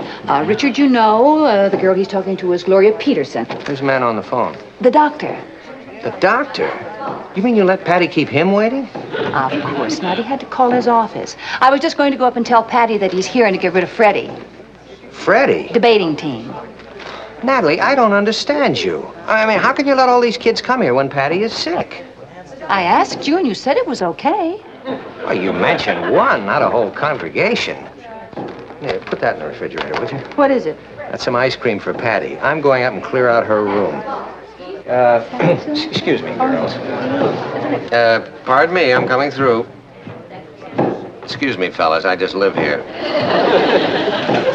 You sure you don't want one for the road? No, thanks. I really got to get going. Besides, it's too close to dinner. Dinner? It's funny, I'm not even hungry. So, do you want me to tell the dance committee to come on up? Nope. Hi, Papa. This is Freddie Marshall. He was just leaving. I know he is. When you get downstairs, tell the rest of the group that visiting hours are over. Oh, but Papa, I haven't seen the dance committee yet. And Richard's here, and I hear Bob got back, and Gloria Peterson. Boy, is she gonna be disappointed. Yeah, well, I'm afraid the doctor takes precedence over all of them. Oh, is he here already? Yeah, I'm just gonna bring him right up. Papa, you want a chocolate-covered pretzel?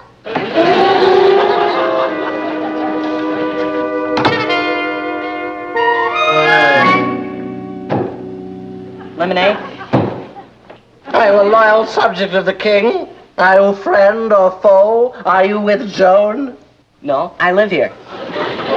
How long is Patty going to be tied up? Till the doctor leaves, I guess. Stand aside. I must take my leave. Okay, but you better stop by the gas station and have them tighten your bolts. Well, you must be a very popular young lady to judge from the number of visitors down there. That's when she's homesick. You can imagine what it's like around here when she's well. How's her pulse? Perfectly normal for a girl her age. Of course it's normal. I bet my temperature's normal, too. Patty. Has it gone up? No, down. It's normal. See? Can I get up and get dressed? As far as I'm concerned, you can. You see, that's what we need in the world. More doctors like you. Mom, would you have...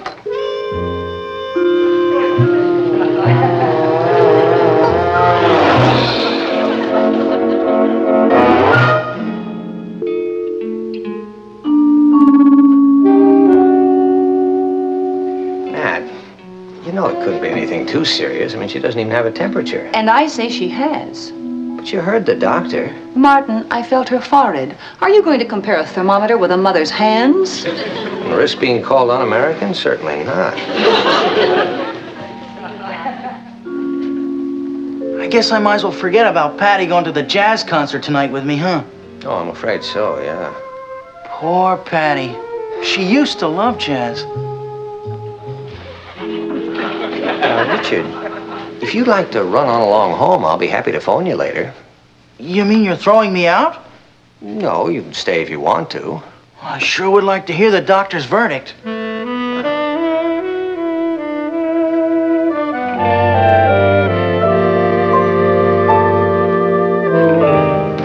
Well? What is it? The worst case of the sweets I've seen in a long time. What? You turn that candy store back into a bedroom and she'll be fine. Thank you very much, Doctor. I'll take care of that right away. You're welcome. Care for a chocolate-covered pretzel? Thank you, Doctor. Richard, Yeah? I want you to do me a favor. You name it. I want you to go to that jazz concert tonight with somebody else. Oh, nothing doing. Please, Richard. You can't tie yourself down to me. Not now. Patty, Richard, I'd feel much better if I thought you were having a good time. Well, what kind of a good time can I have without you? I might as well tear these tickets up. No, wait. You sure you don't want to go without me? I'm positive. Besides, who can I get at this late hour? How about Gloria Peterson? Patty, in the first place, she's too tall. And in the second place, Yes. you break my arm. You better believe it. There's only one girl I'm sure would be free now. And that's Dusty Higgins' kid sister. I guess she'd get a big kick out of going with me. There, she sounds perfect. Why don't you take her? Well, I don't know, Patty. Richard, I insist. But, Patty, Please, Richard. I must rest now. Oh, sure. Richard, Yeah? you know, I finally understand what Joan means when she says in the play, only through our own suffering can we know the suffering of others. Do you understand? Yeah. But I don't think the concert's going to be that bad.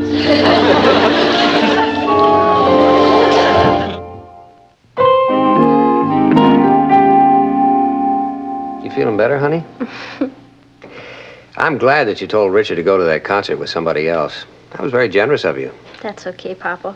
I didn't see any point in wasting 2 good tickets. And Dusty Higgins' little sister will have a great time. You know, I'll bet it's her first date with a grown man. Grown man? Believe me, Papa, to a kid, Richard's a grown man. You know, I can still remember my first date with an older man. Up until then, I guess I had been to 2 Saturday movies with a boy. And one day, out of the clear blue sky, Jack Nordstrom called and asked me to go to the museum. He was ancient. Must have been 15. I almost fell off my shoes. Patty, Richard's here. He forgot the tickets. Ah, clunk. Oh, there they are. Would you give them to him, Papa? Yeah. Thank you. I'd forget my head if it wasn't tacked on. You said it, I didn't. I'm sorry, Patty, but I gotta go. Where's Dusty's kid sister? She's waiting in the car. Oh, why don't you bring her up? I'm dying to meet her. Well, I know, Patty. You know how embarrassed she is. I mean, knowing that you're my girlfriend, and, well, you know that whole story. She must be excited, huh? Well, you can imagine. Yeah. Well, I better get back to the car. Richard? Richard? Richard? She must be calling you because my name's Patty. Huh? Open the door, Richard. The door? Oh, yeah, the door. Yeah? You forgot my present for Patty. Oh.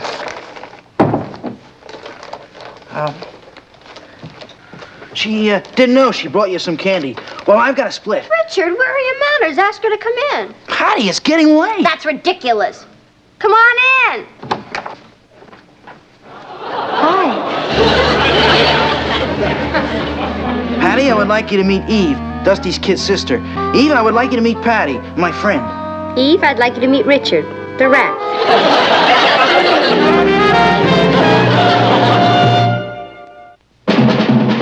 What a crazy pair.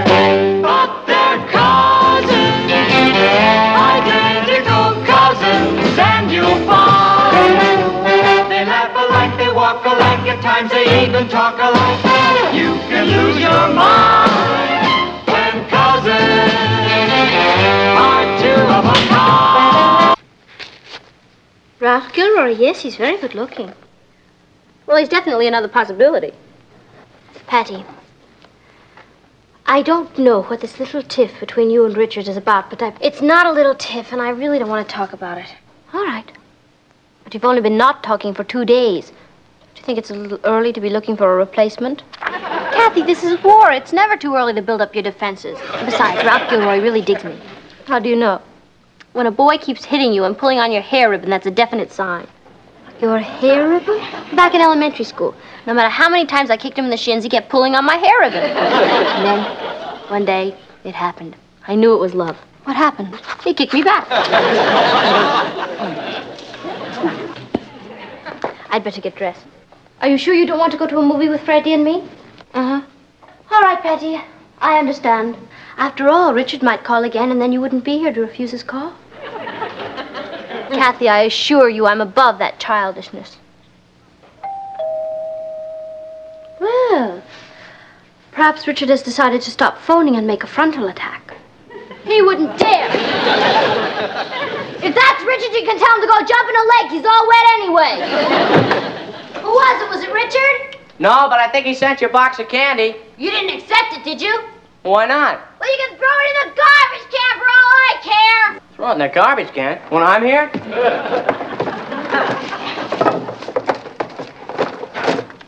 Oh, boy.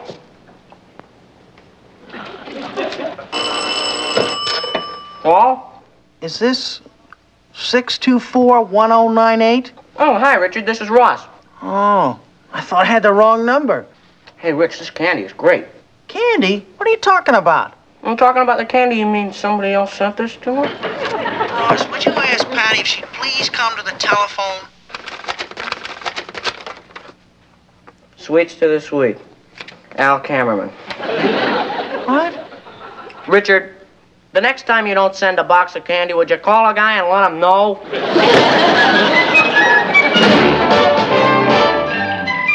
Meet Kathy, who lived most everywhere, from Zanzibar to Berkeley Square. But Patty's only seen the sights a girl can see from Brooklyn Heights. What a crazy pair! But they're cousins, identical cousins all the way.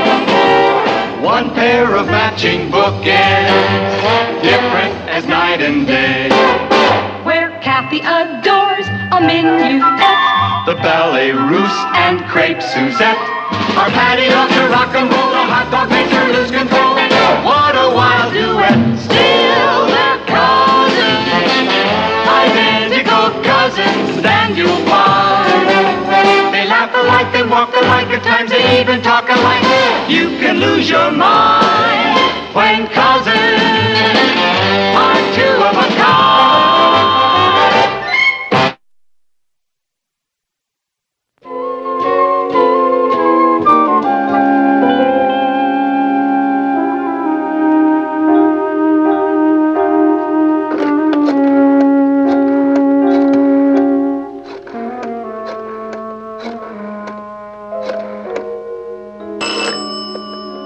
Hello?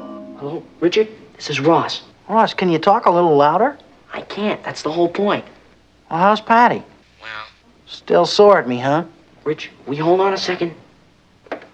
Patty! Phone! Patty! Phone call! Patty! I'm coming. I haven't got all day, will you? I didn't even hear it ring. Hello? Oh, boy, is that you, Patty? Who is this? It's me, Richard. Hello. Goodbye. What'd you do that for? I told you I didn't want to talk to Richard if he called. Sure, but he didn't call. What? I called him. You? Yeah, and now he thinks that... Oh, how would you like a knuckle sandwich? Don't flip your wig. I was just trying to patch things up. What makes you think I want to be patched? Okay, no more Mr. Nice Guy. What's the matter? Do you know what your son, the ankle biter, just did? He tricked me into talking to Richard on the phone. Well, I think that was very sweet of him, and I think you're going to spoil your appetite for dinner. How can you spoil something that's already spoiled? Patty, Since you haven't seen fit to confide in me, I don't know what this little spat between you and Richard is all about. It's not a little spat. No? What is it? Nothing, Mom. All right, darling, if you don't want to talk about it, that's up to you. Where are you going? Oh, I've got work to do. Don't you want to hear what happened between Richard and me? Well, I'm not going to drag it out of you.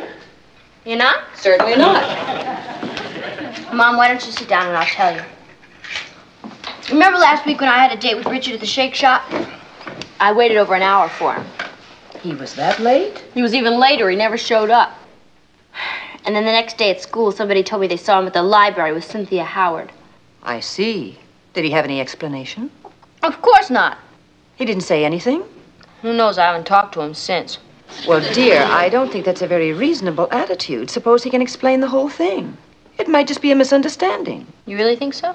Well, you'll never know unless you talk to him. That's true. Maybe that's him. I'm sorry, old-timer, but all systems are no. Bye. Who was that? Richard? Richard! Yeah, and you saw me, Patty. I hung up on him as fast as I could. Ross, I could strangle you! What? Mom!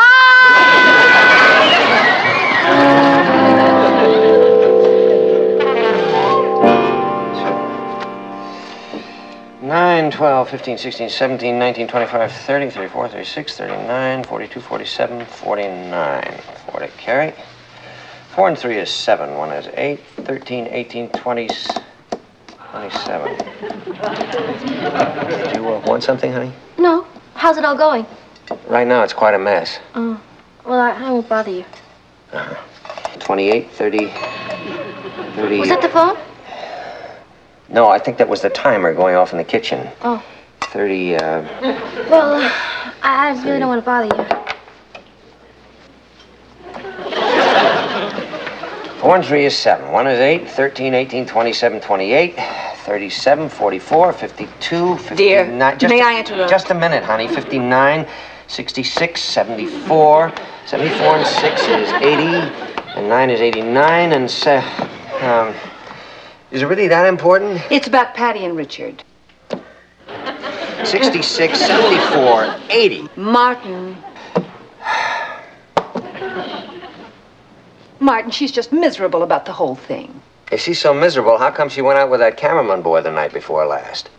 That just proves that he's shorter than she is. Natalie, that doesn't prove anything. Do you remember the 4th of July just before we got married? When we weren't talking. That's right. And you thought I was so miserable? Well, I dated Gladys Healy 3 nights in a row just to get even with her. Martin Lane, you told me you stayed in your room and read poetry. I did? 4 and 3 is 7. 18, 27, 28. 28, 37, 44, 52, 52 and 7, Dad, 59. you busy? Very. 59. Well, is it going to be long? No, I should be through in a couple of years. 66. Well, all I want 70... is a quick yes or no. It's about getting an advance on my allowance. 72, 78. I'm willing to pay interest on it. 97 and 7 is 100 and Well, wouldn't you want a little extra 100, income? 100 and... I'll wait until you're through. 4 and 3 is 7. 1 is 8. 5 is 13. 13 and 5 is 18. 18 and 9. Ross, would you get that phone, please? And get my head chopped off again? 18 and 9 is 27. 28. 28 and 9. 28. Why aren't you answering the phone? It might be Richard. That's why I'm not answering it. Hello? Oh, yes, he is. Just a moment, please. It's Eddie. Sorry.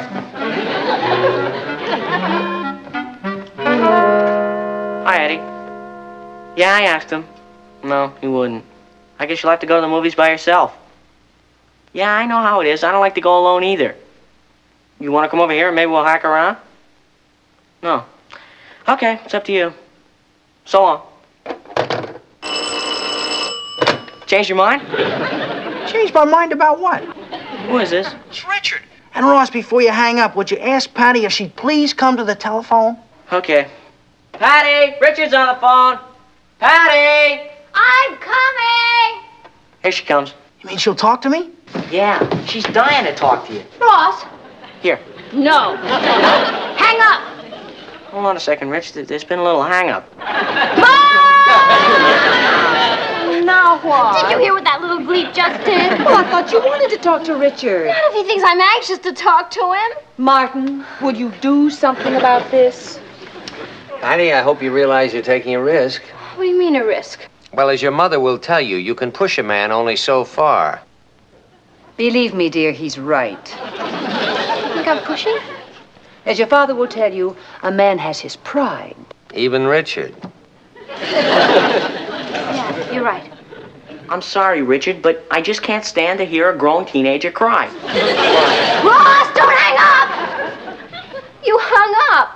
Holy cow, isn't that what you just told me to do? This is a fine time to start doing what you're told. Oh, what did he say? Did he say call back? Did he say anything? He said he's coming over. He is? So, he's coming over to apologize, huh? I got news for you, pal. You got a wrong misimpression. What do you mean? Richard says that he left his notebook here last week. He needs it, and that's the only reason he's coming over. Well, I got news for you, pal. That's just an excuse to see me. He didn't leave any notebook here. Don't move.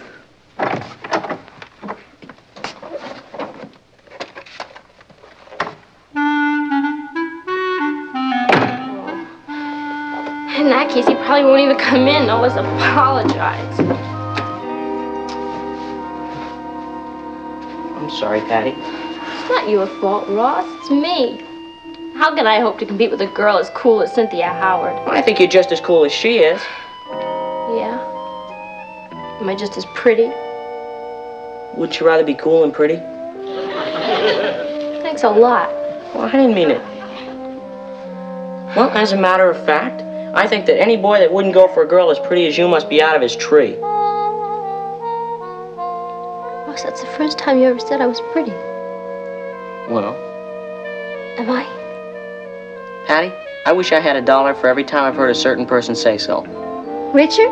No, Mom. Thanks a bunch. Wait a minute. Why don't you try to make up with Richard when he comes over? He's not even gonna come inside. He's just coming over to get his notebook. How about... Suppose if you can't find it? Of course I can find it. It's right there. Yeah, but you know how things have a way of disappearing around here. Ross, that would not only be unethical, it would be wrong. Wait a minute, Patty. I think I got a way to make it ethical. How? Well, if I hide it somewhere, you really won't know where it is. That's collusion. All right, how about this? What's collusion? I don't know, but it means underhanded. Okay, supposing you tell me not to hide it, and I hide it anyway. That way I'll collude and you won't have to. Ross, you're a great rap. Hey, wait a minute. I just had another idea. What? I mean, just as insurance. Collusion insurance? Yeah. If I went to the movies, you wouldn't be able to ask me where I put the notebook even if you attempted to. Is that really necessary? Well, I'm just thinking of your happiness. Yeah. Yeah, it would be better that way. Okay, that'll be 75 cents for the movies and a quarter for popcorn. All right, forget the popcorn.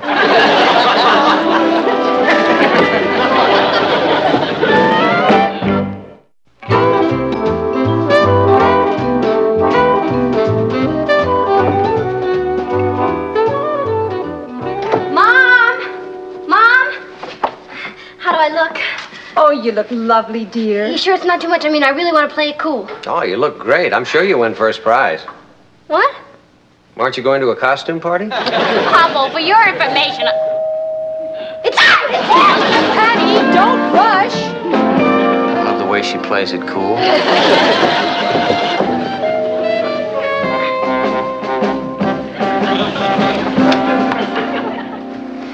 Hi. Good evening. Did Ross mention... Yes, he said you were coming by to pick up your science notebook. Oh. Well, I guess I'll just wait out here then.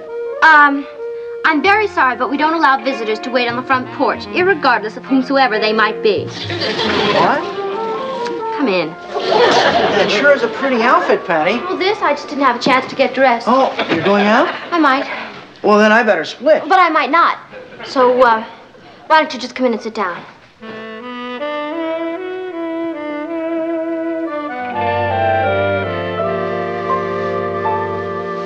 Boy, you sure look pretty, Patty.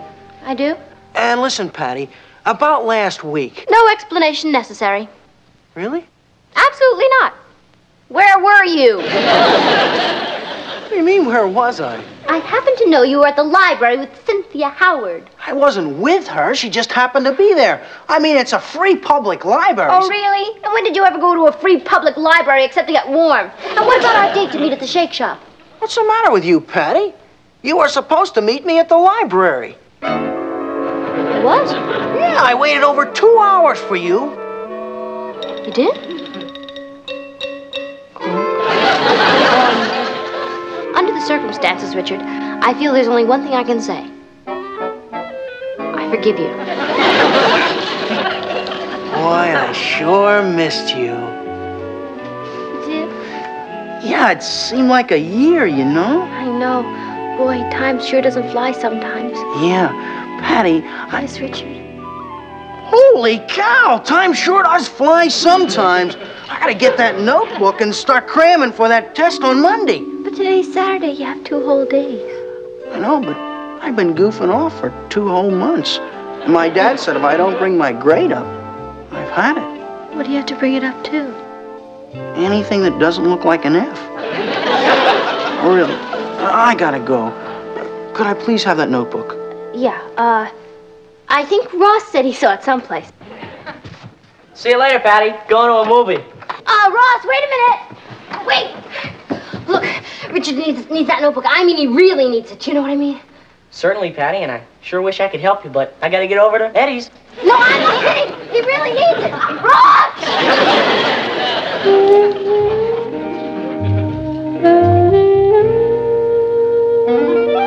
Well, that sister of mine is really great when she's putting on an act. You know, for a minute there, I thought she actually wanted that notebook. You think hiding in the laundry bag was safe? We'll find it there. Anyone who's looking for dirty laundry. Hello? It's Patty. Hello? Yeah? Oh, Ross, am I glad I got you. Now you listen to me, and you listen good. Richard needs that notebook. Patty, is Richard there by the phone? Yeah. For a minute there, I thought you were serious. I am serious. Where is the notebook? Boy, Patty, what a put on. Ross, where is it? Keep it up, Patty. Keep it up. You're doing great. Ross, this is your last chance. If you don't tell me where that notebook is, I swear you'll regret it for the rest of your life. You overdid it, Patty. And besides, I gotta go. Bye. Ross! Patty, instead of persecuting a poor kid, why don't we just look for the notebook? You're right. I can always persecute him later. I'll tell you what we'll do. We'll flip to see which movie we go to. No, I'm willing to see whichever one you want to. You are? Gee, thanks, pal. The guest should never argue with the host. Hey, wait a minute. Which one am I? You're not paying for us? Eddie, if I had enough money for 2, you wouldn't be one of them. It's Ross's strong box. He keeps all his valuables in it. Here's some tools. Try and open it. I don't get it. There's nothing valuable about a science notebook, particularly mine. You got a hairpin? What do you need a hairpin for? You got all these tools. Oh, I don't know, but that's the way they always open them in the movies. Oh, here, let me try. It's open. Some safe cracker. I don't see my notebook. That rotten little kid. I knew he was loaded, and he took my 75 cents, and then he ran out on the whole thing. What do you mean he ran out? Well, you saw him, Richard. He just ran out right before your very eyes. Yeah, but what you pay him for? It's something personal. Let's just forget about it. No, wait a minute, Patty. There's something here I'm beginning not to understand. Mom, we're going to check the kitchen. Okay, honey. Natalie, this is ridiculous. We've looked all over the house for that stupid notebook. Well, it's got to be here somewhere. Yeah, but meanwhile, I haven't balanced my checkbook yet. Well, then why don't you go back to it? You don't mind? Go ahead. Okay. Balancing a checkbook is more important than your daughter's happiness. Well, then go ahead. Where do you want me to look? Hey, wait a minute. There's something behind here. Is that the notebook? Well, move this a little and I'll try and get to it.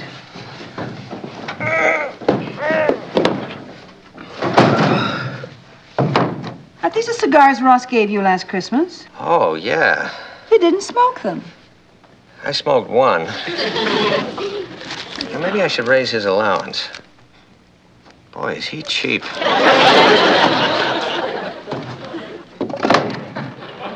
What are you doing?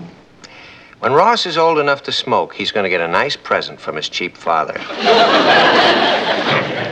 Check Ross's room again. All right.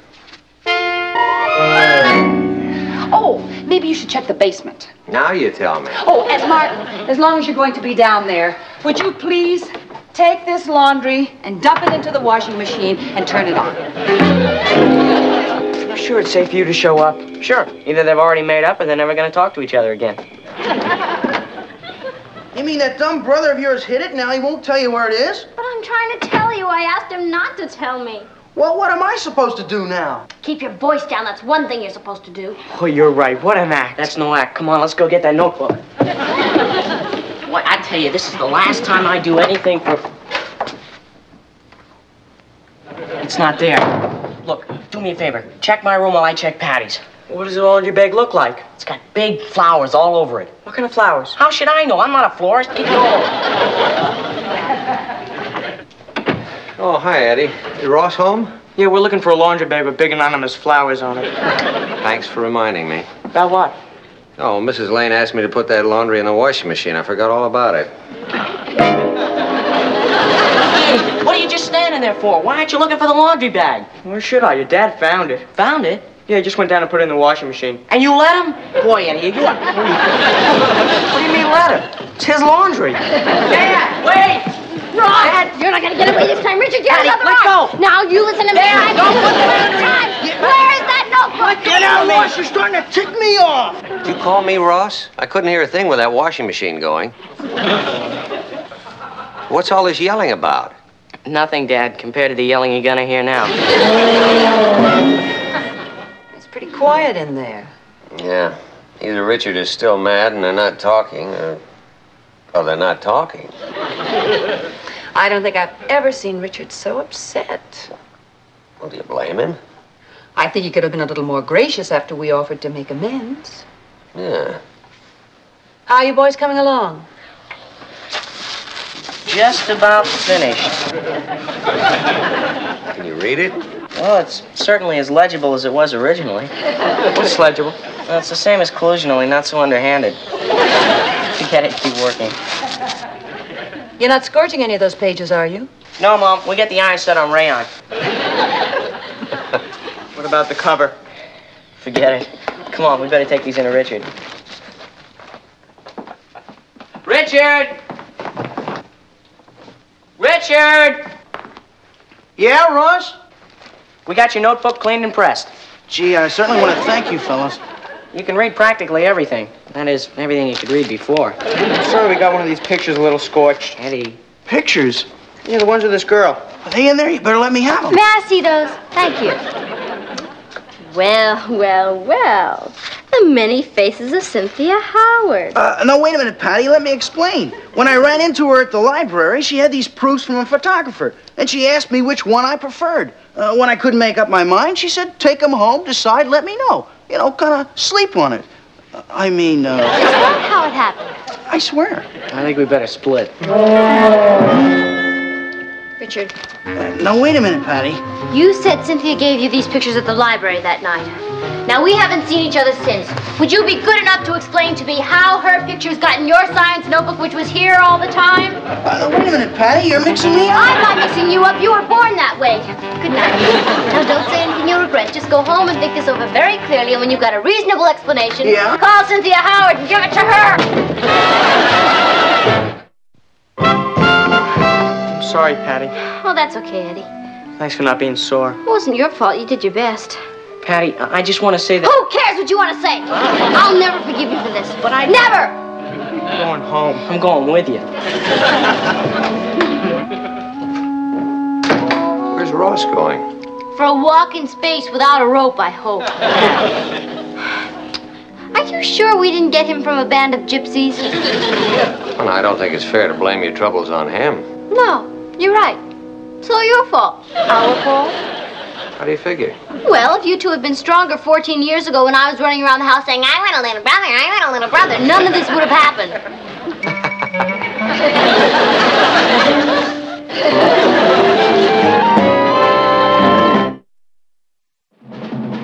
Here's Kathy, who's lived most everywhere, from Zanzibar to Berkeley Square. But Patty's only seen the sights a girl can see from Brooklyn Heights.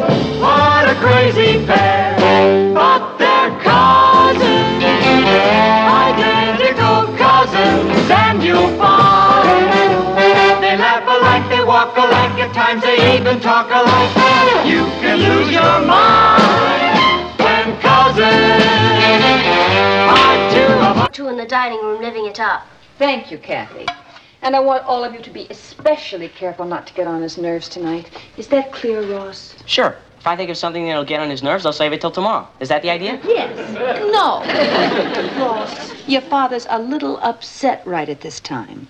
It's that circulation war with the Evening Express, isn't it? So remember, I don't want to hear one word about the newspaper. Hello, everybody. I'm home.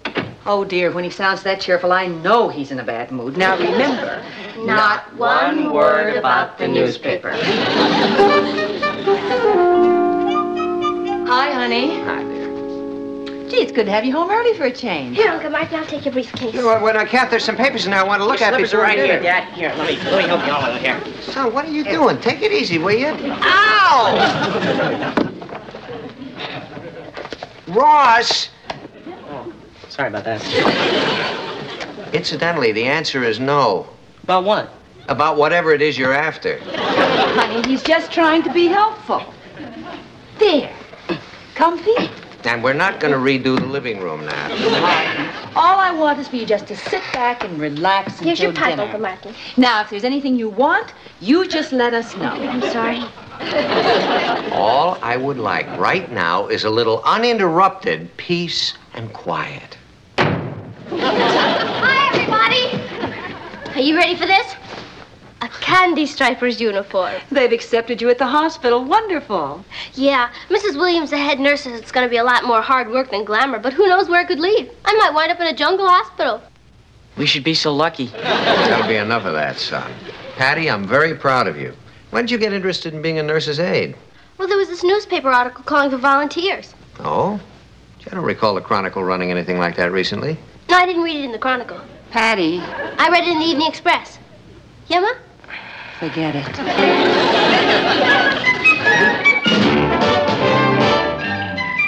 Meet Kathy, who's lived most everywhere, from Zanzibar to Berkeley Square. But Patty's only seen the sights a girl can see from Brooklyn Heights. What a crazy pair! But they're cousins, identical cousins all the way. One pair of matching bookends, different as night and day. Where Kathy adores a minuet. The ballet russe and crepe Suzette. Our Patty loves to rock and roll, the hot dog makes her lose control. What a wild duet. Still they're cousins, identical cousins, and you'll find they laugh alike, they walk alike, at times they even talk alike. You can lose your mind when cousins are two of a kind.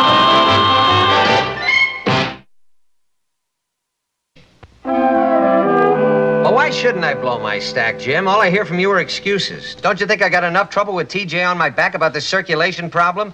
I don't see why I should have to tolerate this kind of asinine behavior from myself. Jim, I'm sorry. Forget the whole thing. If they dropped the front page in typesetting, I'm sure there was a good reason for it. Yeah, all right. Goodbye, Jim. Where was I now?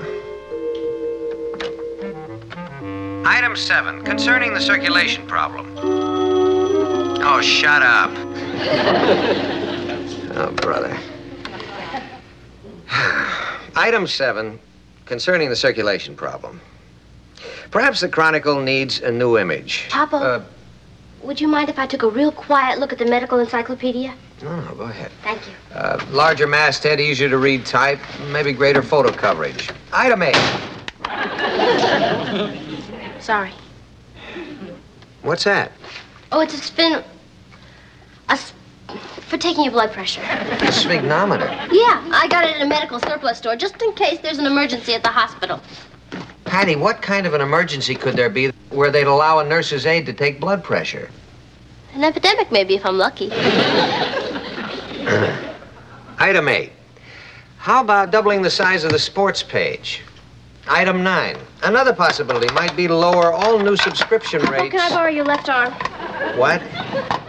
Well, you're only using your right hand, and I thought if you weren't using the other one, I could take your blood pressure. Patty, I know what my blood pressure is. Boiling. Now, will you take that thing and get out of here?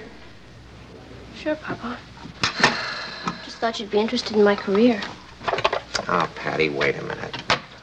Look, honey, of course I'm interested in your career. I'm interested in whatever you're doing. It's just that there are times when life forces us to be more interested in other things, like making a living. Pretty rough, huh? Well, let's just say that if the Chronicle circulation doesn't improve, then T.J. Blodgett's disposition won't either. So I'm trying to do everything I can to come up with new ideas to hypo the sales. How about a contest? No, the Evening Express specializes in contests. They run every one in the book. Yeah, but a medical contest? A what? A medical quiz. Every day you ask a different question about medicine, and then at the end of the month, the winner gets a groovy prize. Like a free appendectomy. Yeah, I guess you're right. The general public isn't as interested in medicine as we specialists. Yeah, well, look, Patty, I really got to get back to my memo, okay? Sure, as soon as I finish taking your pulse. The duodenal ulcer is easily distinguished from the peptic variety by noting that... Ow! Oh! That stupid skateboard, you dumb thing. Oh! Ross, what happened? Oh, I got a splinter in my finger from that stupid skateboard. Ooh.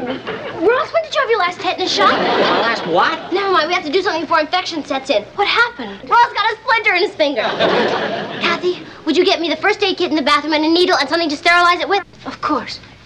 What? Hey, come on, you aren't gonna stick any needles in me. Not without a license, you aren't. Ross, you just sit still and stop circulating your blood. It's bad for the infection. What infection? I just got the splinter. You don't know where that skateboard's been. It's never been anywhere I haven't been. That's what I mean. Here, Pat, here's the first aid kit. Thank you. Alcohol? Hey, come on now. Ross, sit still and stop being such a baby. Now, give me the needle. Hey, come on now. Let me do it myself. Not Kathy, grab his other hand. Ah! Ross, can't you stand a little pain? Yeah, but that was the wrong finger. Patty, I heard a scream. What's the matter? Nothing, Mom. Nothing at all. Accidents will happen. Well, let's have a look. Are you all right? Oh, my ankle. Oh, don't anybody touch him. He might be fractured. Just stay away. Let him breathe. Okay, now. Don't worry, Papa. I'll help you out. Let me see. Bandage, compress. Oh, darn, I don't have any splints. Natalie, would you please call the doctor before she starts to operate? Keep him quiet now.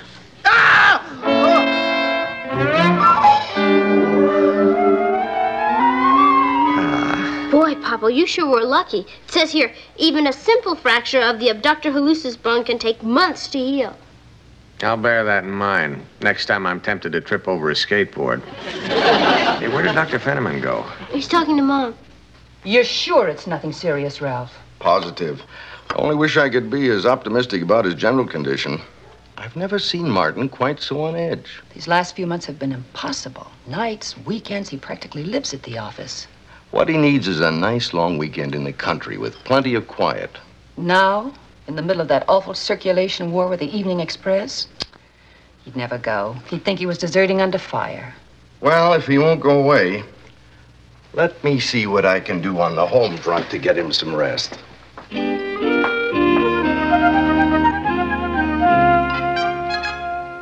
What's the verdict? Well, you won't be doing any place kicking for the Giants, but I imagine you'll survive. Now, that's what I told you over the phone. You didn't have to come rushing over here. I know how you live for those Friday night poker games. I was getting lousy cards anyway. You probably saved me a fortune. Good. You can take it off my bill. Anyway, thanks very much, Ralph. I appreciate it. And I'll see you next month at the council meeting. Make that tomorrow at the hospital. I want to take a few x-rays just to be on the safe side. And while we're at it, we might as well give you a complete physical. What? And with the weekend coming up, you'll only miss Monday at the office. Oh, now, wait a minute. Oh. So I'll see you there at 9 a.m. tomorrow. Oh, brother. Martin, stop grumbling and be grateful you have a doctor who cares. Hey, Papa, you know what I just realized? What? Tomorrow's my first day at the hospital, too. Oh, really? Yeah, now you have two things to be grateful for.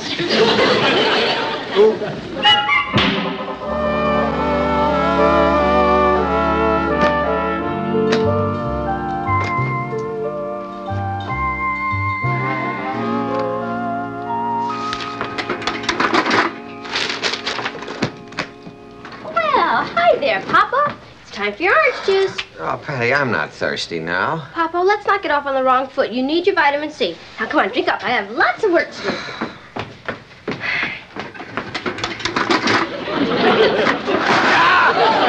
Sorry, Papa. Okay, there you go. It takes a while to get used to these things. Patty, you can take it away now. I've had my orange juice. Oh, good, Papa. There.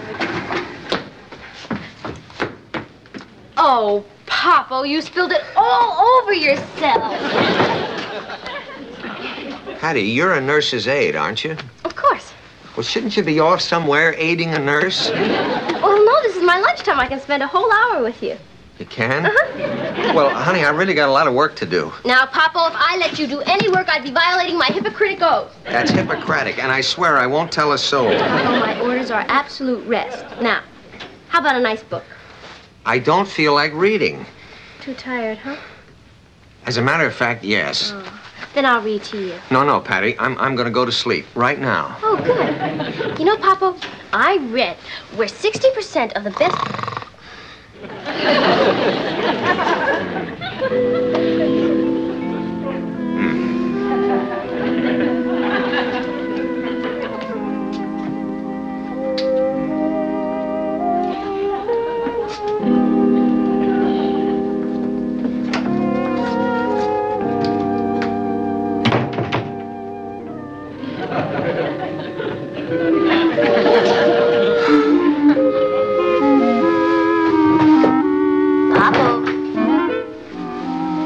If you're looking for your briefcase, I took it for the duration. Pleasant dreams. Bye.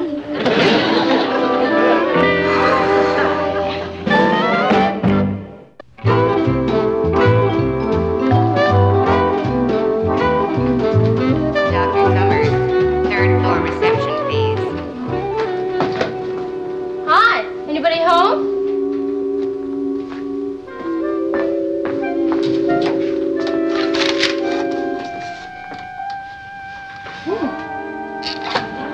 Mr. Schroeder?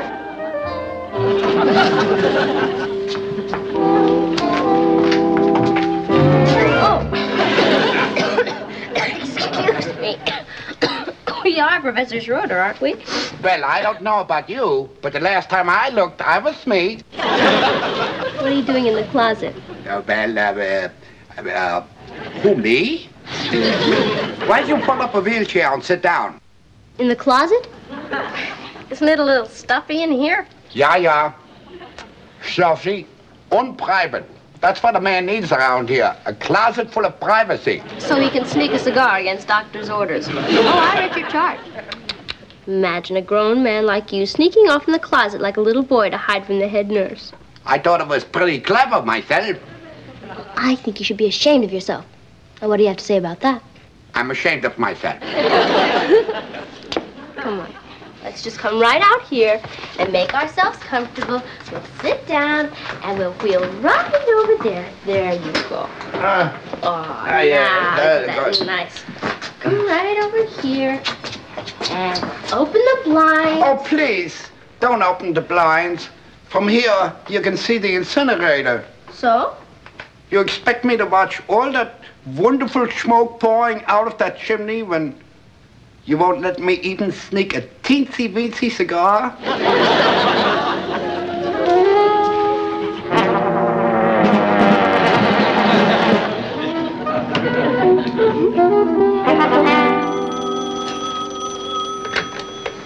Hello? Oh, hi, TJ. How's everything at the office? Martin, I think I've got a hold of something big. Did you ever hear of a Professor Heinrich Schroeder? Oh, yeah, he's a space scientist, isn't he? He's got a book coming out about how to colonize the moon. Yeah, that's our boy. Martin, do you realize what a daily serialization of that book could mean to the Chronicle? Yeah, 10,000 new readers, maybe 20. You mean you got it set up? No, not exactly. I've decided to leave the details up to you, inasmuch as Schroeder checked into the hospital there this morning. Now, all you have to do is find out what room he's in, then you make your pitch, and then... Oh, now, wait a minute, TJ. I can't go barging into a man's hospital room with a business proposition. That isn't ethical. Who said anything about barging? Use your ingenuity. Like what? Like you used to when you were a young reporter. Without ethics. Wait a minute.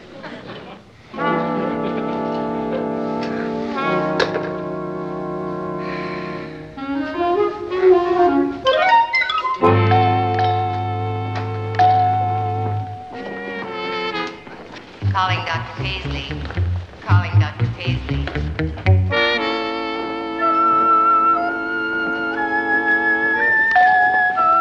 Papa, you know you're not supposed to be out of your room. Oh, well, I just thought I'd stretch my legs. I mean, my arms. So I decided I'd better take a little walk. Ride. Dr. Fenneman says you're supposed to stay off your feet. I am off my feet. I'm sorry, Papa, but rules are rules.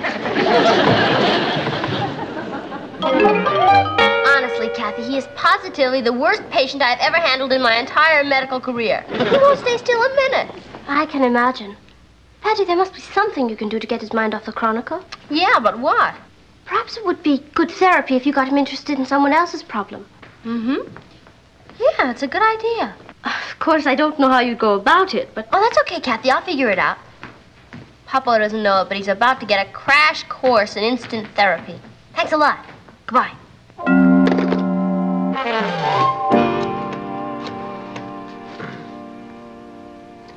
Hello, admissions desk. This is Mr. Lane in room 274.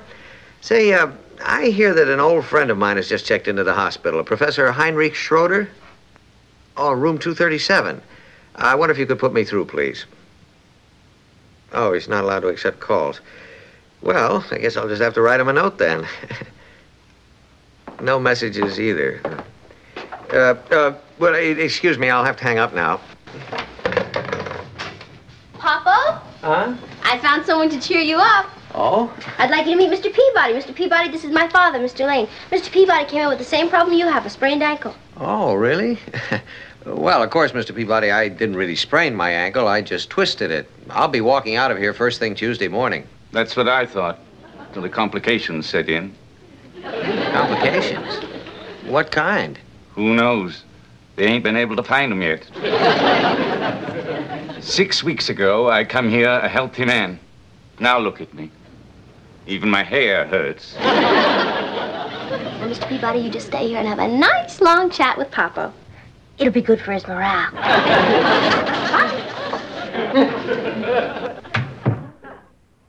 Nice girl you got there. Thank you. Hope you don't catch anything working around here. Not for germs, you know. And that was just the beginning.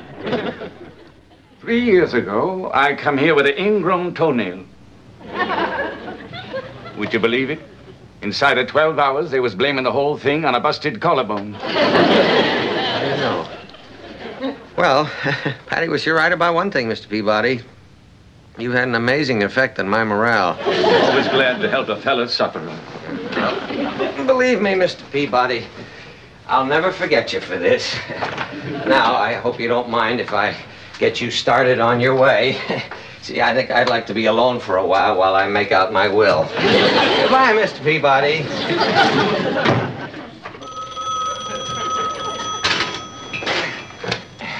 Hello. Oh, yeah. Hello, TJ. Well, no, I haven't. Not yet. But you only called an hour ago, and I... Yes, TJ, I know they can circle the Earth in 90 minutes. But it just so happens I don't have a booster rocket on my wheelchair. TJ, I'm sorry. I'm going to have to hang up. Goodbye. Papa? Huh? I brought a visitor by for you. I thought you might be bored, so this is Peter Mason, and he's come by to cheer you up. Hi, Mr. Mason. No, I think you're Mr. Mason. Oh, yes. That's right. Mr. Mason is a poet. Oh, really? Mm-hmm. He hasn't had anything published yet, so I thought maybe you could give him some advice. Yeah, well, I'd be very happy to. Well, it just so happens I have a sample of my work right here, Mr. Lane. It's a short history of Liechtenstein. Well, that's a very impressive piece of work, Mr. Mason. 857 pages. If you spread them all out, they'd be larger than the whole country. He's very amusing, Patty, just like you said he would. Well, I'm very sorry, Mr. Mason, but I really don't have time to... Oh, but they're very fast reading, Mr. Lane. It's all in verse. A Short History of Liechtenstein by Peter Mason. Once upon a time, there was no Liechtenstein. It was just a bunch of scenery with Edelweiss and greenery. Everywhere were castles run by knights and vassals. In winter they were frozen because they dressed in lederhosen. And from the mountains to the valleys with beer and sometimes wine, they toasted the new nation and they called it Liechtenstein.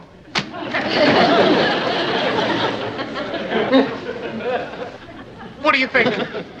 Well, there's a lot to digest. So, you want me to read it again? No.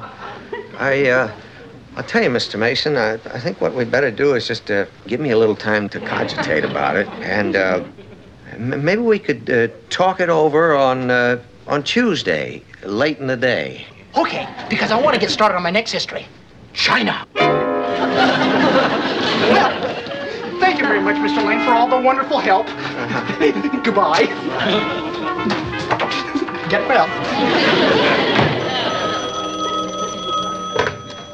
For heaven's sakes, TJ, will you give me a chance? I was just on my way out the door to talk to the... Natalie? Martin, what's the matter, dear? Why are you so upset? It's your daughter, the poor man's Florence Nightingale. What has she done? You mean, what hasn't she done? In the past 4 hours, she has deluged me with a parade of characters that would make your hair stand on end. Natalie, I swear, if she comes through that door with one more crackpot, I'll call you right back. Hi, Papa. You're just the young lady I want to talk to, Patty. Oh, good, but first I'd like you to meet one of the most interesting men... One moment. Pardon me, sir, but this is a private conversation. Oh, yeah. Far would it be for me to intrude between the father or this daughter, especially such a charming daughter. But if you'll take my advice... At the risk of being rude, I don't want your advice. Papa. Oh, that's all right, Liebchen, I understand. What I wanted to say was... I don't care what you wanted to say, sir. Would you kindly leave? I'd like to be alone. Don't worry. With your disposition, that should be easy. Lucky that girl takes after her mother. Only unmitigated gall. He comes barging into my room and he insults me. Don't blame him. It was my fault. I thought you'd be delighted to meet a nice man like Professor Schroeder. Patty, at this point, I wouldn't be delighted to meet the... Professor Schroeder? Heinrich Schroeder? Yeah, that's him. He's a pretty big wheel, you know. Now you tell me. Patty, I've been trying to talk to him all day. I've got to find him now.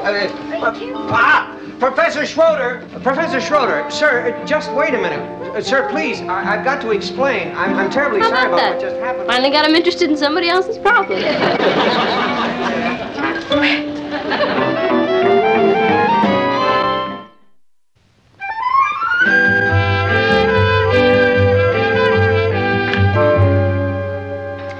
I must say, Professor, it was very generous of you to accept my apologies for our little misunderstanding the way you did. Well, if there's one lesson I've learned in life, it's never to trust first impressions. Well, I'm glad you feel that way.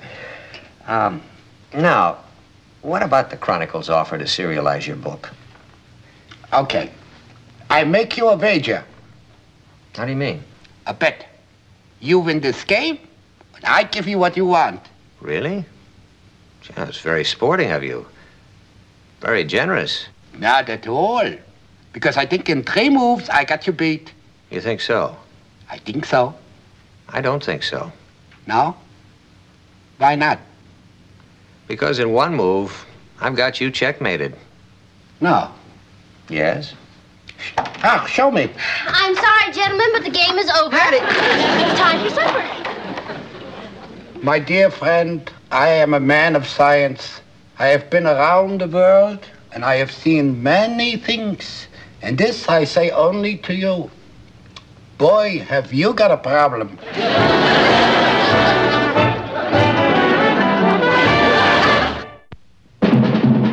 Here's Kathy, who's lived most everywhere, from Zanzibar to Berkeley Square. The Patty's only seen the sights a girl can see from Brooklyn Heights. What a crazy pair, but they're cousins, identical cousins. sometimes they even talk alike. You can lose your mind.